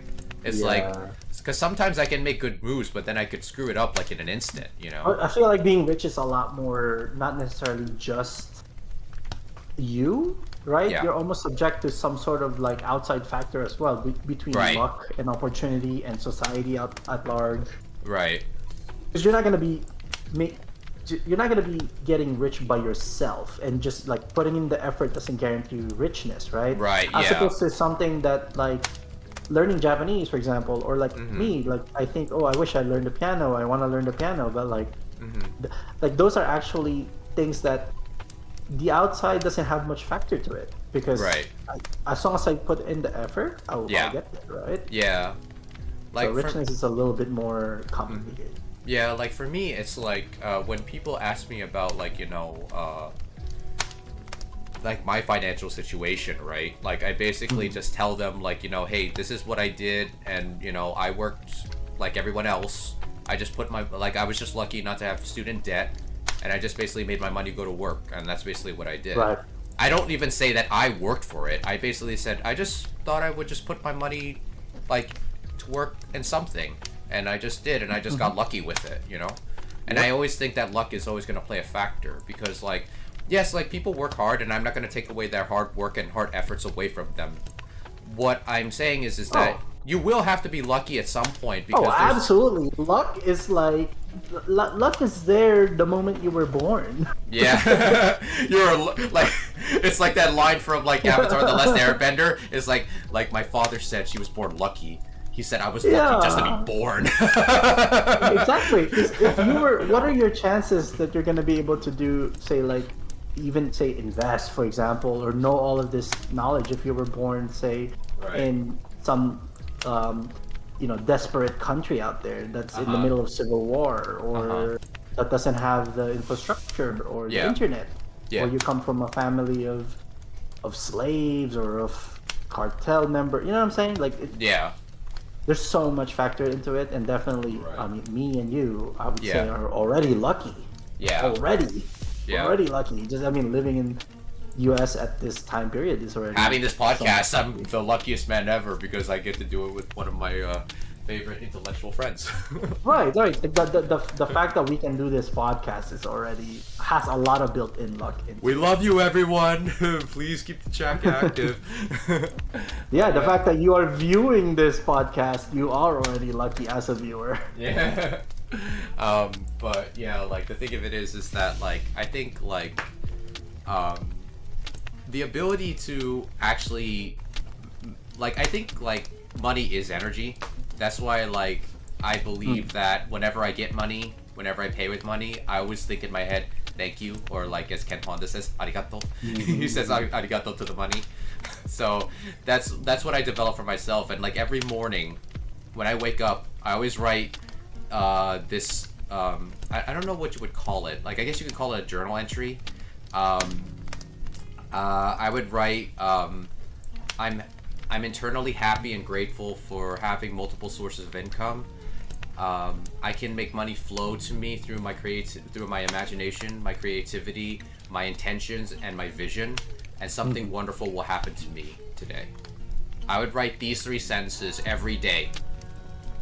And whenever I write these 3 sentences, the last part it always ends up me either talking on Discord with my friends or me streaming and, you know, just enjoying the stream or enjoying the gameplay, you know. Even the small stuff. It allows me to enjoy the small stuff.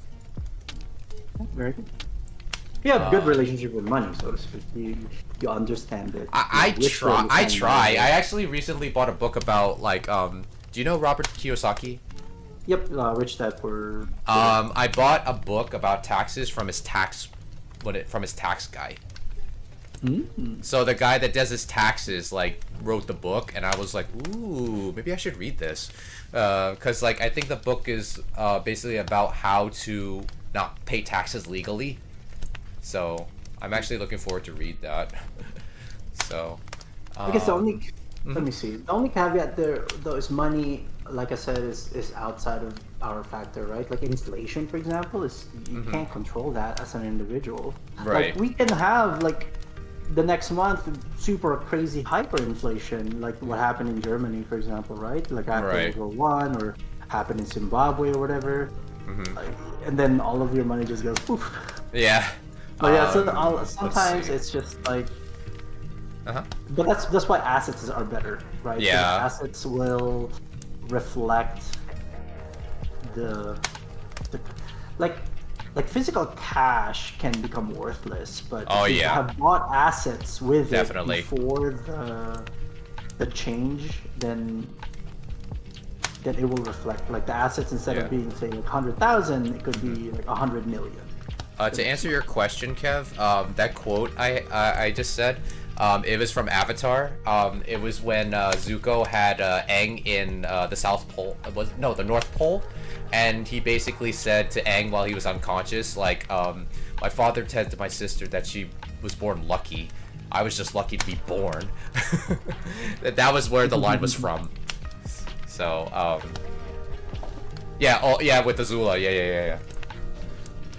Yeah, I mean, like, that's the thing. Like, that's why I don't discount luck. Like, if someone needs, like, a support, I will say that they did work hard for the thing that they're doing. Because usually when someone is down about their luck or down, like, that their efforts are not going well, I still will say that they worked hard even though it wasn't successful. That's why I believe luck plays a factor in someone's success.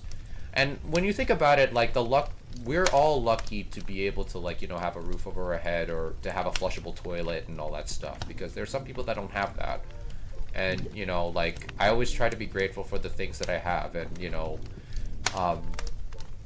and I think that's the energy that I think money wants to gravitate towards, because a lot of people want to have more money, but then when you, let's say if they win the lottery, they don't know what to do, like, say, with $200 million.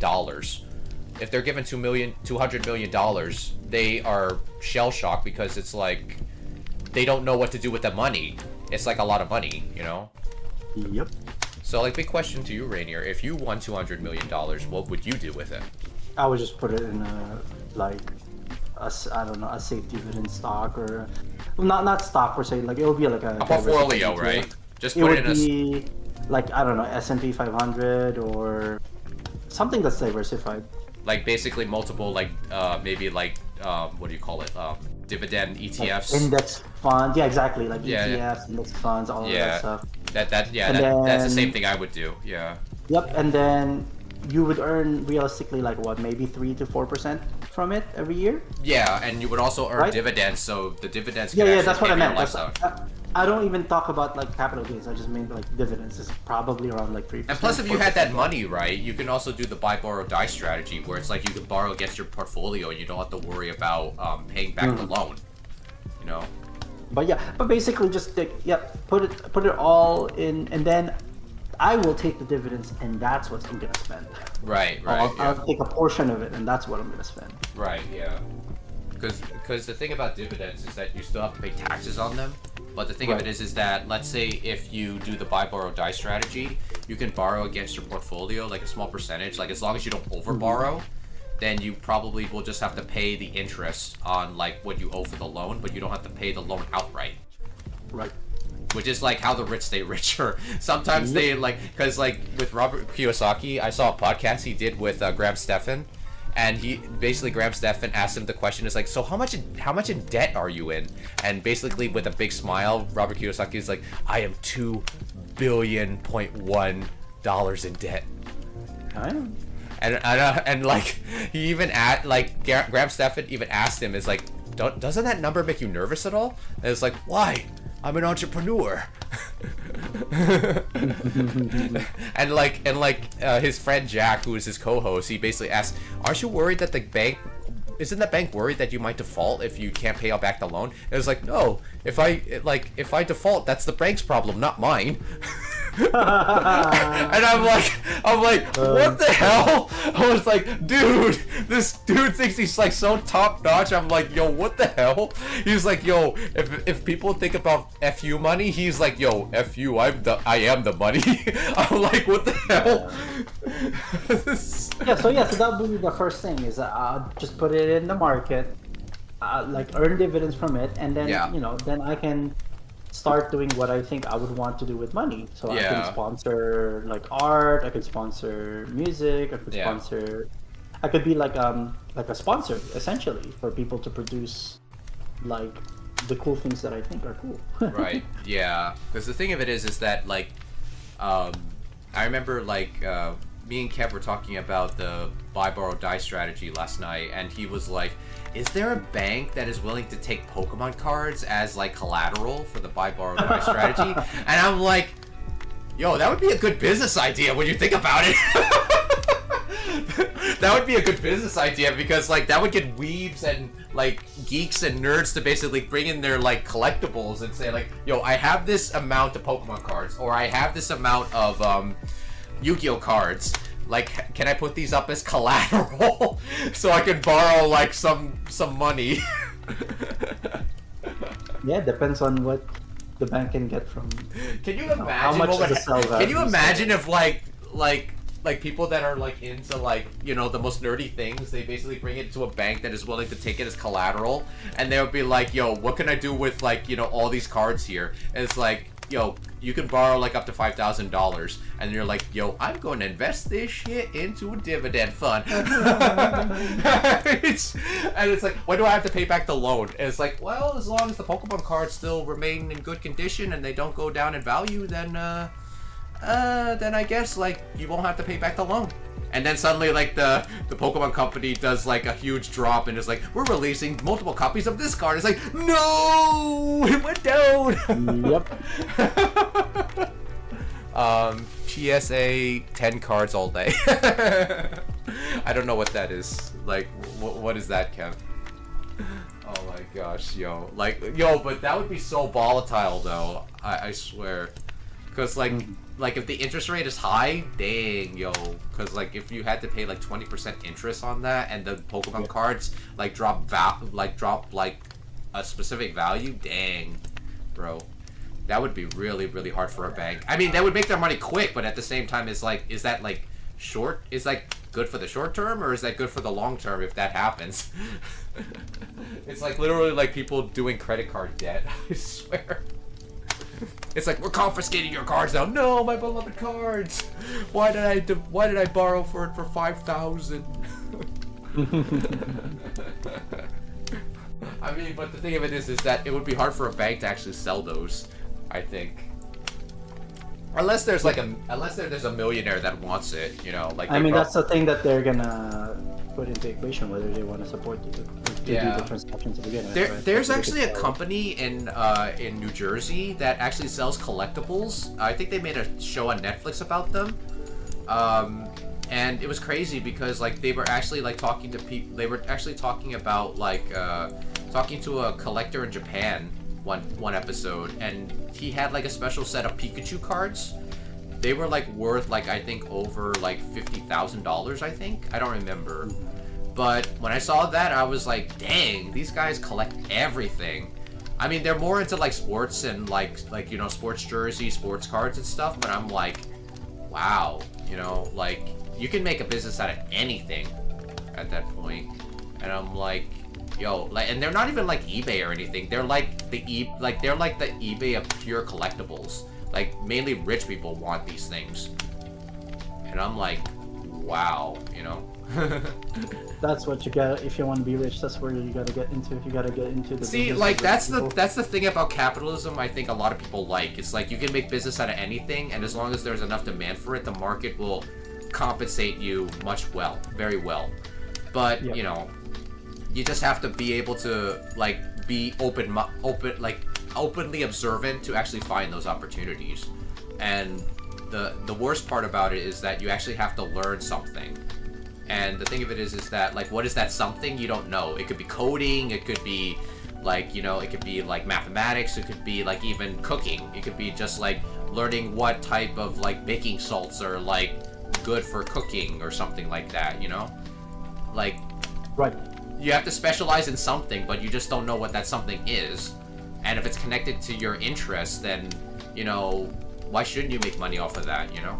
So it's like, of course, like if you want to make it into like like I hate the word career, but like if you want to make it like sort of a part of your working life, I will say that working life, then you know, like it's just basically you have to be able to like be able to observe the things that you can do to make it work. And I'm not saying you have to basically just like, you know, be a suck up and just like suck up to people or something.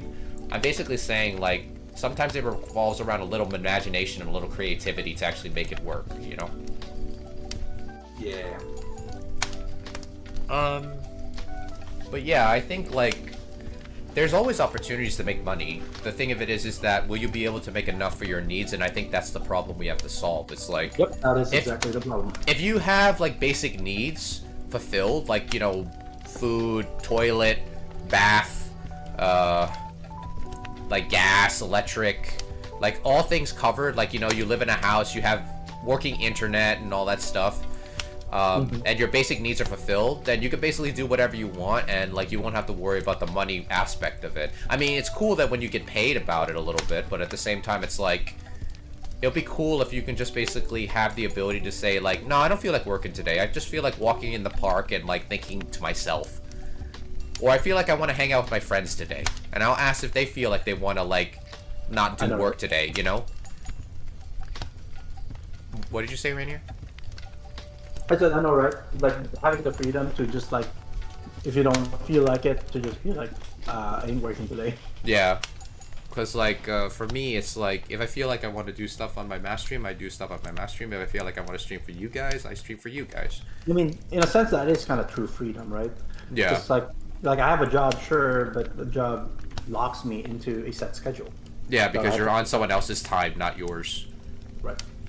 And I think that's why people, like, I think that's something that people like about the AI thing, because it's like, oh, I don't have to worry about a boss that I, like basically the owner, the CEO, doesn't have to worry about a human that doesn't care about their business. But at the same time, it's like, I take the human aspect out of my business away, because I'm actually using just AI and computers and machines and robots to do the work for me, you know, to maintain the business.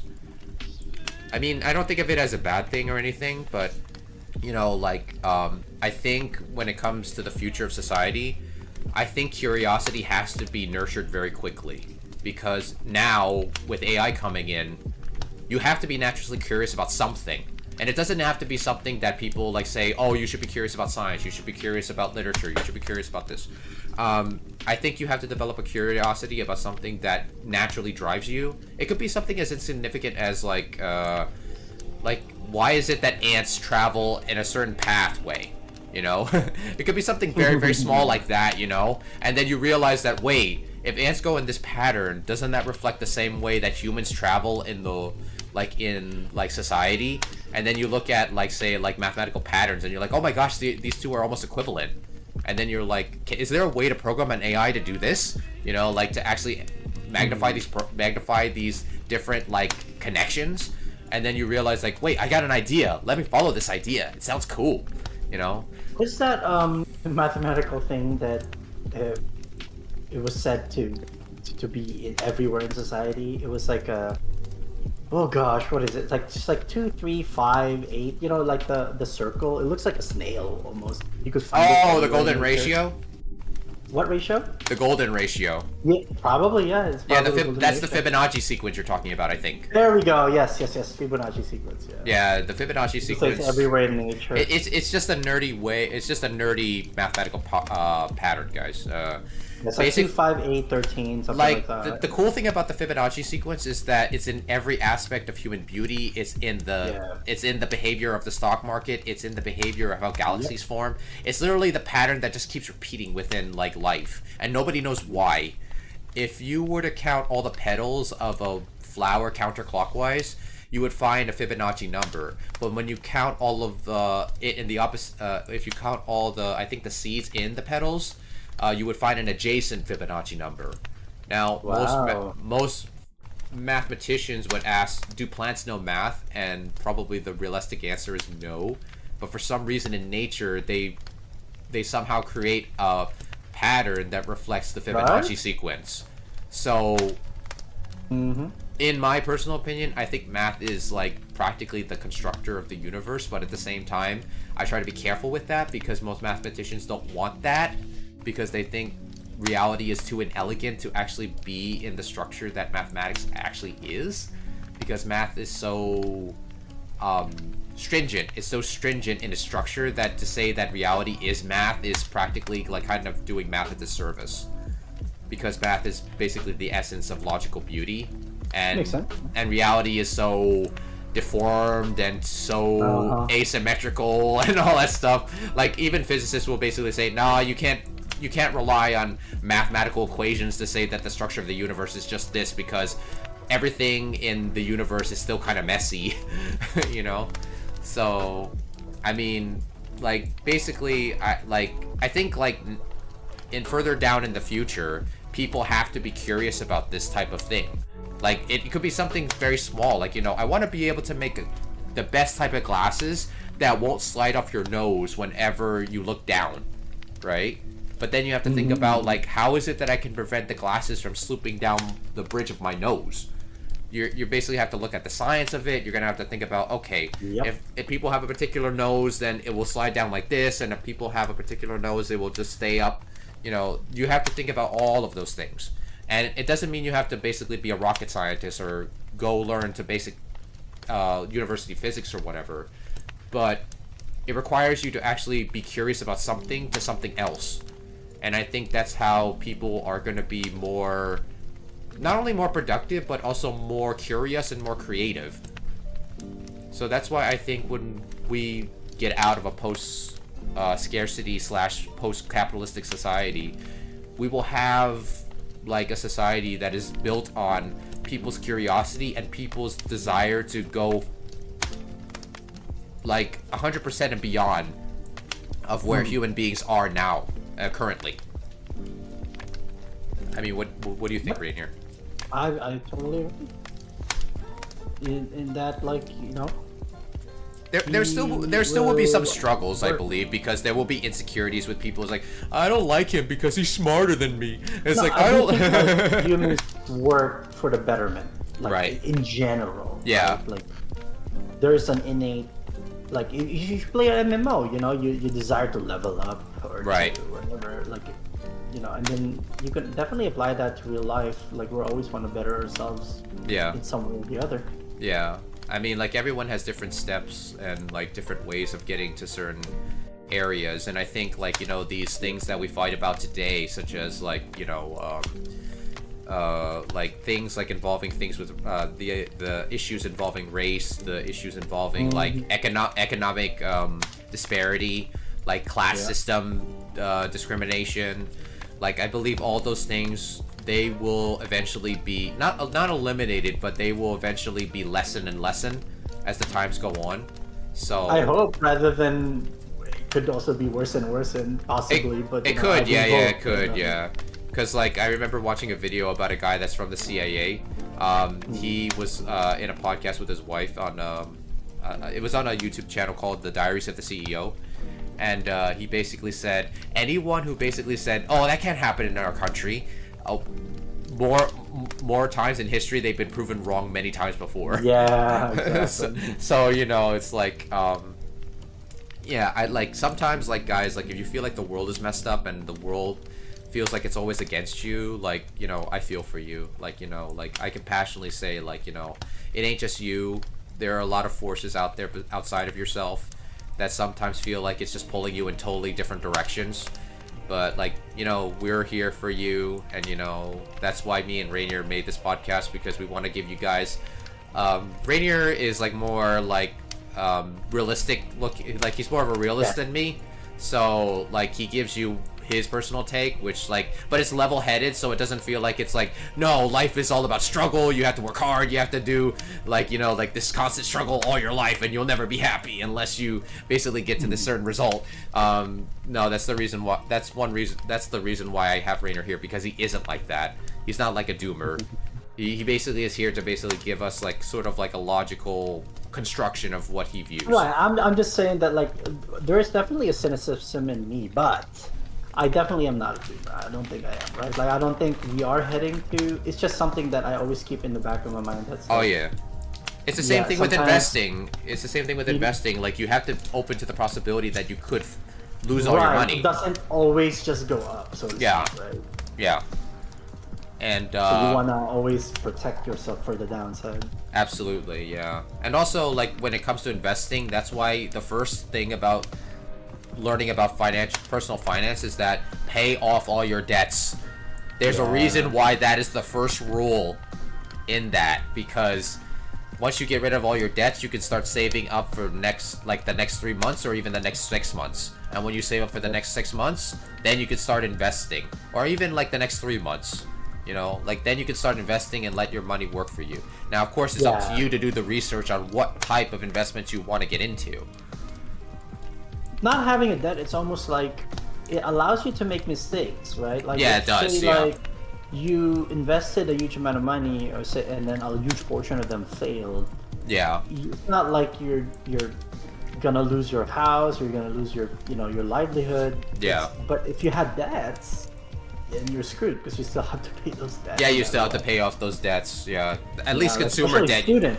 Yeah, especially student loans, yeah, especially student and consumer debt. Yeah, those you have to pay. Yep. Like, yo, can you imagine if you can actually declare bankruptcy on a student loan, bro? Like, how many people would actually have to declare bankruptcy at that point? Oh yeah, and I'm curious what are the ramifications, because we always kind of think of like if people say stop paying credit card debt, for example, right? Like, what is the ramifications of defaulting on that say, like, the economy? Because we've seen what people defaulting on the ninja loans in 2008, right? Yeah. And the housing crisis, and we saw the ramifications of that. Yeah. It's like really scary to me that the banks still haven't learned their lesson on that, and they're still doing the same stuff. Like, you know, like, whatever, if there's a big crash, like, you know, like, I'm pretty sure rich people are looking forward to the next big crash, because it's like a big sell. It's like a big sell day.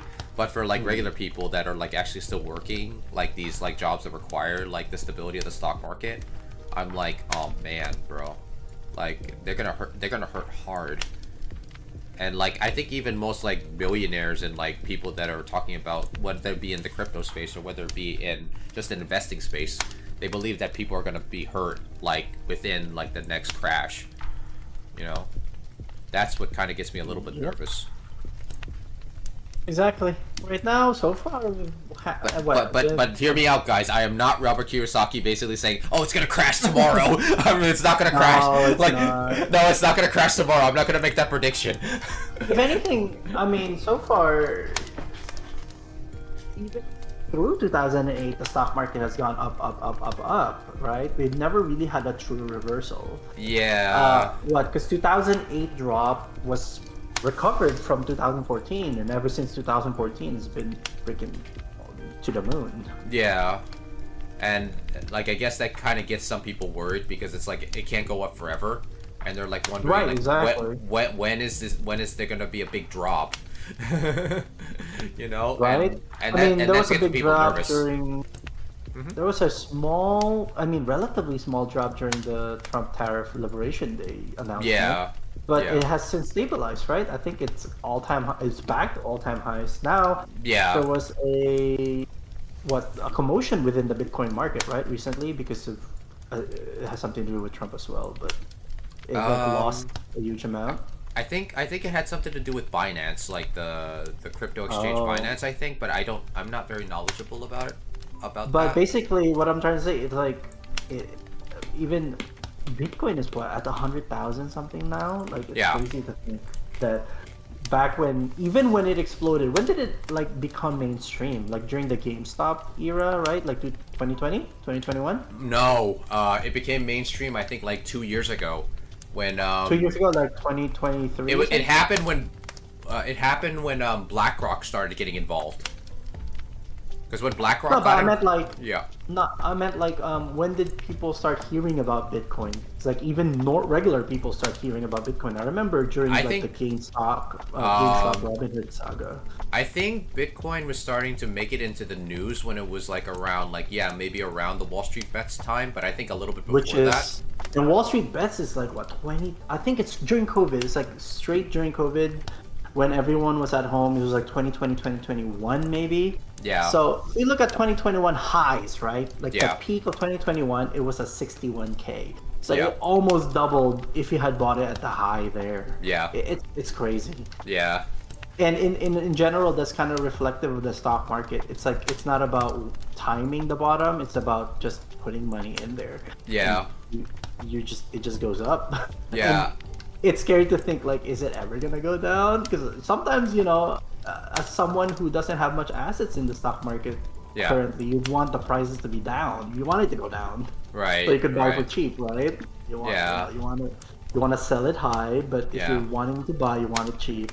But the freaking market doesn't ever want to go down. Yeah, I mean, like the thing of it is that the Wall Street Bets like scenario, especially with GameStop and Roaring Kitty, I'm like.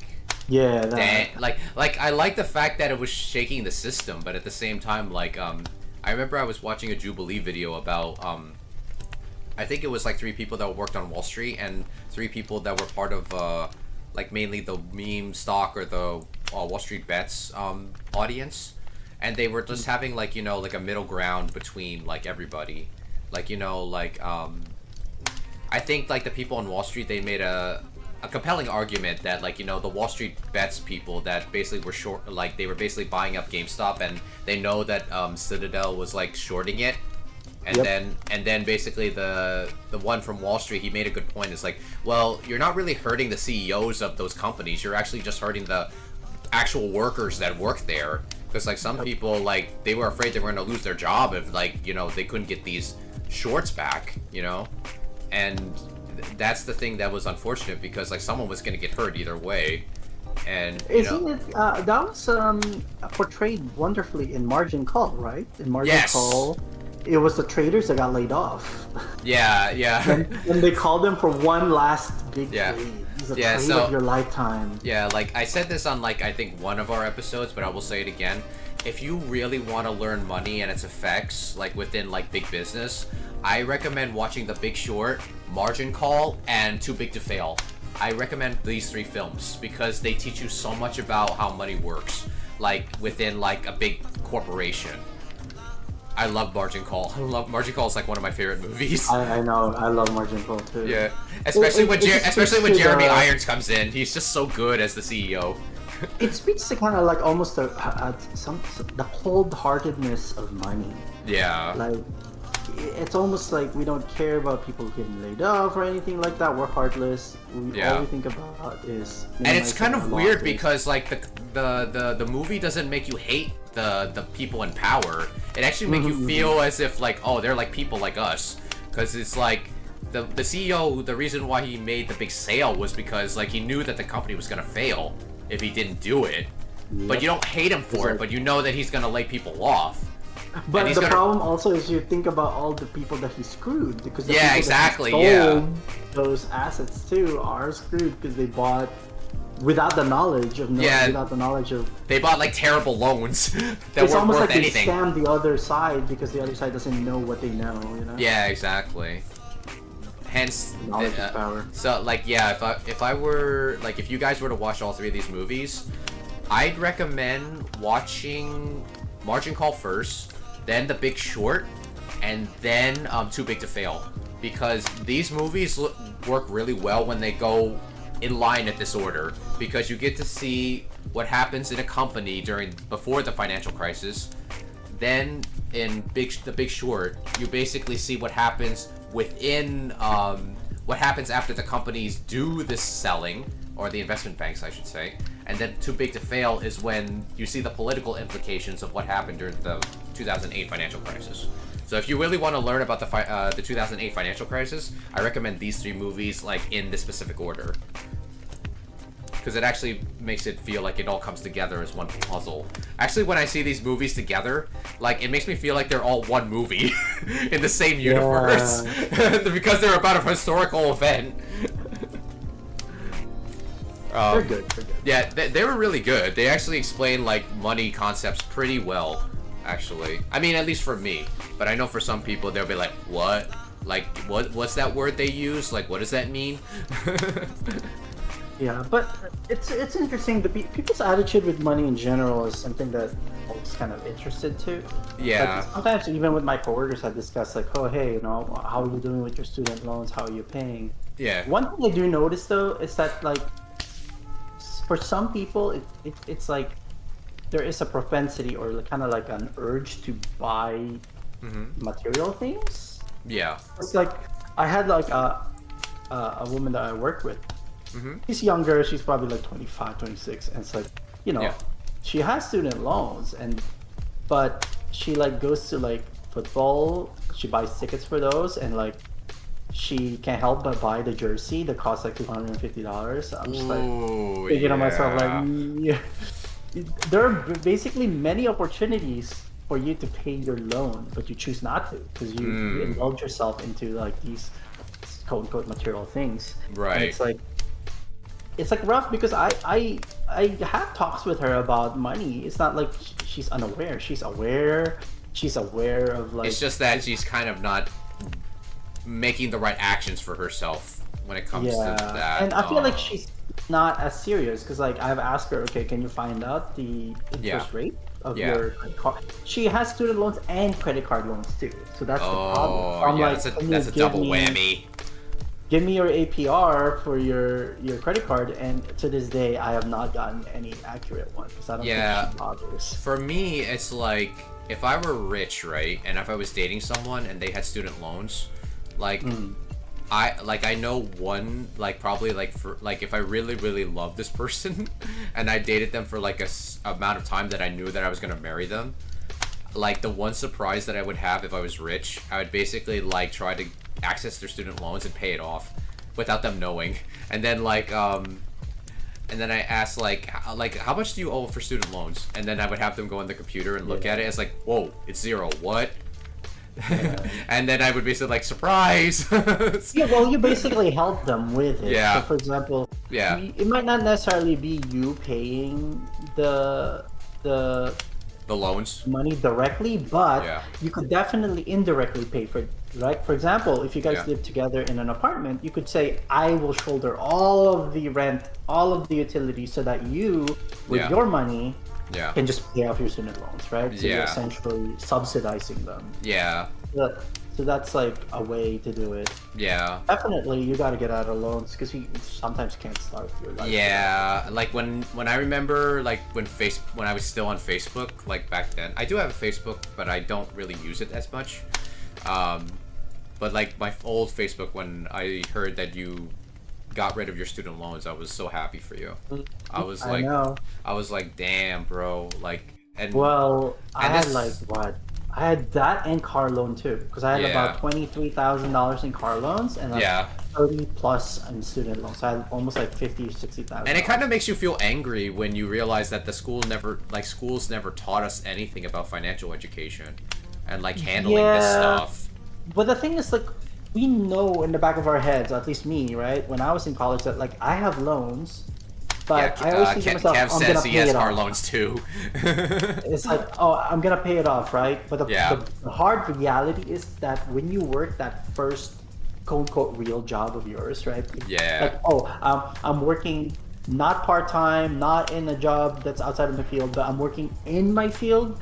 and Yeah. you see the salary that you're getting, that was Yeah. the first hit to me because I'm like, oh, this isn't gonna math. Like, I'm Yeah. not earning as much money as I thought This I isn't gonna would. math. This isn't gonna math. Yeah.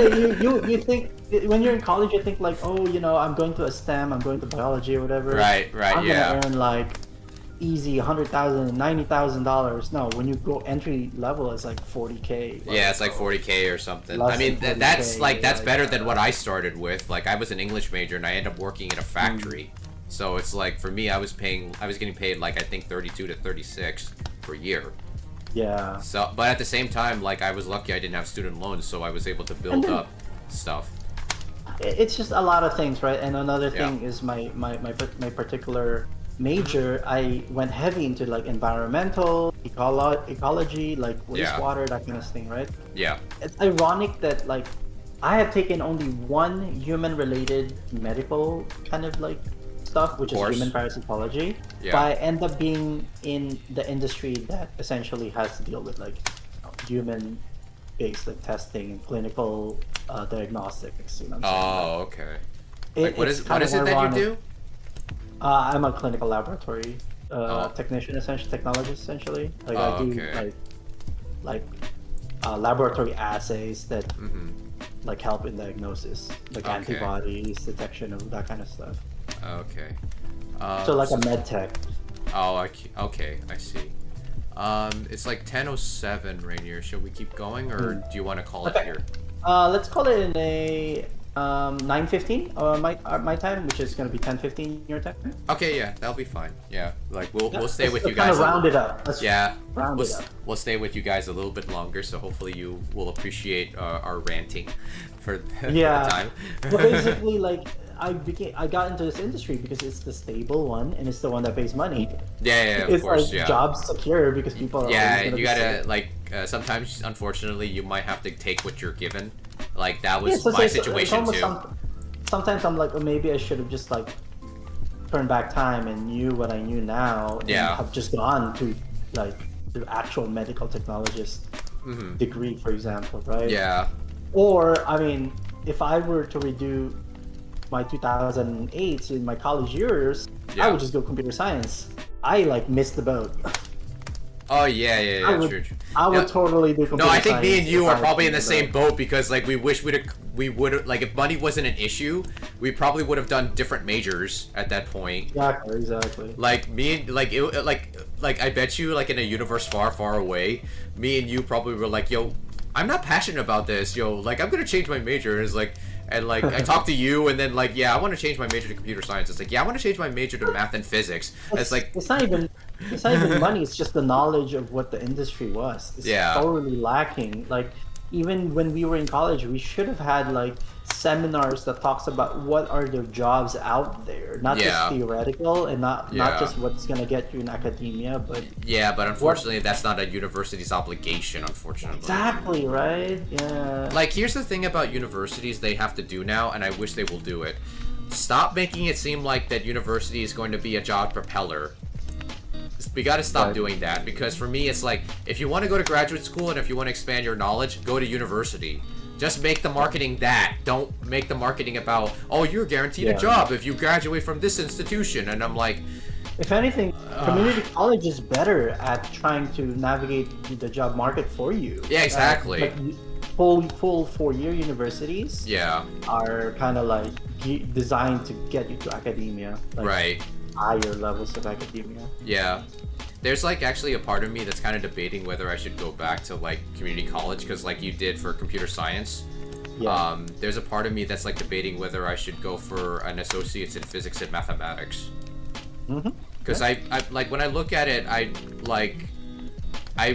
probably wouldn't have a lot of classes to fulfill because I already went to that institution Because you before. already have the basics. Yeah, I already have the basics covered. The only thing is the money, and I'm like, am I willing to like spend the money to do it? And when I think about it, I'm like, nah, I'll study. Thankfully, it's not that expensive. To be fair, like community colleges are almost dirt cheap, like maybe $300 plus. Yeah, like the only thing. Relatively cheap. Yeah, like the only thing I would have to do is pay a class per semester. So I would have to like I mean I don't mind doing it part-time because it will allow me to focus on a class one at a time. Yeah, but I did it part-time. But it's a decision I have to make, and for me it's like part of me wants to do it, but a part of me is like, am I really gonna take this seriously and do it? You know. Oh, I have a quick question for Kev here. So you say you have a car loan. I'm more curious. What is the interest rate on that? Do you know? Can you tell me?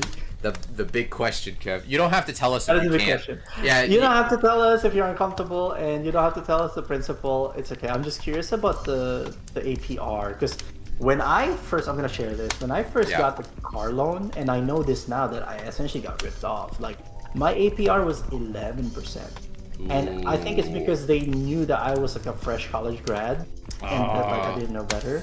Yeah. Thankfully, though, I talked about it to my coworkers when I was working in Raritan. Yeah. And one of the coworkers was like, "Hey, we have a credit union in our workplace, and then talk to them." So when I talked to the credit union, they're like, "Hey, yeah, we're willing to we see that you're stable in the job, and we're willing to take that loan for you, and we're only gonna give you it was 1.6% APR or something. That's it was not bad. Yeah, they brought it down from 11 to Yeah, because I remember one of my childhood friends, he borrowed money from Ali Bank, and they gave him a good rate, and I was like, oh, that's really good. Yeah, that rate is sometimes the more important. It's a saving grace. Oh my goodness. That's why credit cards are fucking so bad. Oh yeah. The rates can go from 17 to 24%. Yeah, Kev, if you don't want to reveal your interest rate on your car loan, you don't have to reveal it. Also, you could also DM privately if you. Kev says I got lucky because I saved up 20,500 and borrowed money from my mother to loan. Look at you, 2% interest. So beautiful. That's something you don't take lightly. Yeah, 2% is really I good. love it. 2% interest is actually so if you guys are curious, if you were to take out a loan, I would have to say the golden number to look for is anything between 1 to 6%. If it's a little bit past 6 but not 7, then that's good. Yeah, student loans can vary. Parental interest. Right, yeah, because Kev's my best friend, so I know what his mom is like. Interest. Parental interest. Well, the common joke is what Mr. Trump was like. I got a small loan of $1 million, and it was 0% interest. Yo, when rich people say that, they don't realize how much they shoot themselves in the foot doing that. It's oh, a small loan of $1 million. Oh my gosh, I wish I had that. I know, right? Imagine you can get $1 million loan, right? But only for 2% interest. That is so fucking good. You just put it in a dividend. You can earn more dividends already, even without capital. Pretty much, yeah. If your portfolio is worth that, yo, bro. It's insane. I mean, if you have a lot of stocks and all that stuff, you could do that. Let's see. I'm not that familiar with sports cars, but I mean, you probably are more familiar. You probably because I heard you went out. You probably knew what that was.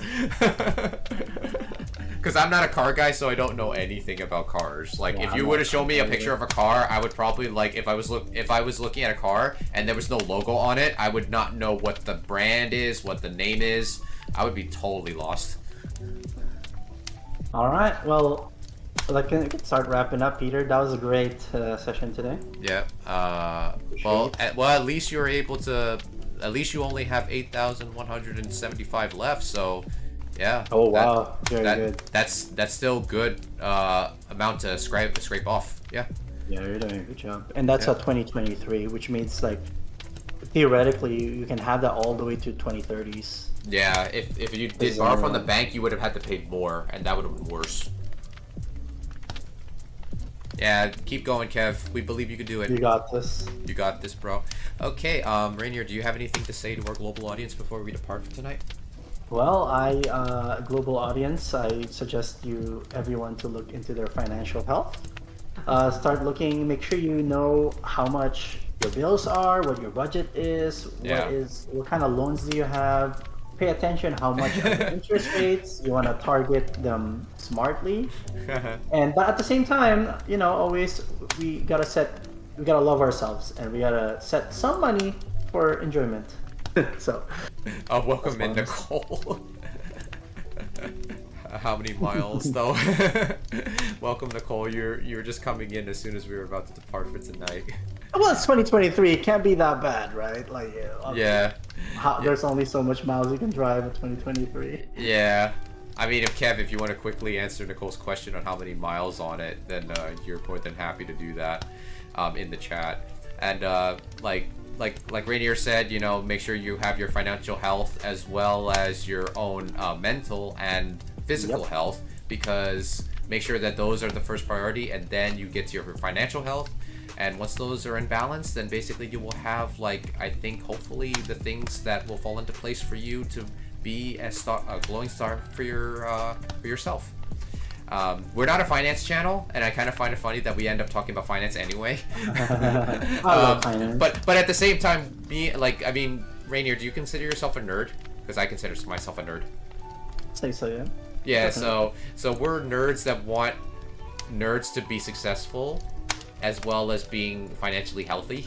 So what's better about loving anime is that if you love anime and you're rich, or just financially stable. That's what I mean. Because what better?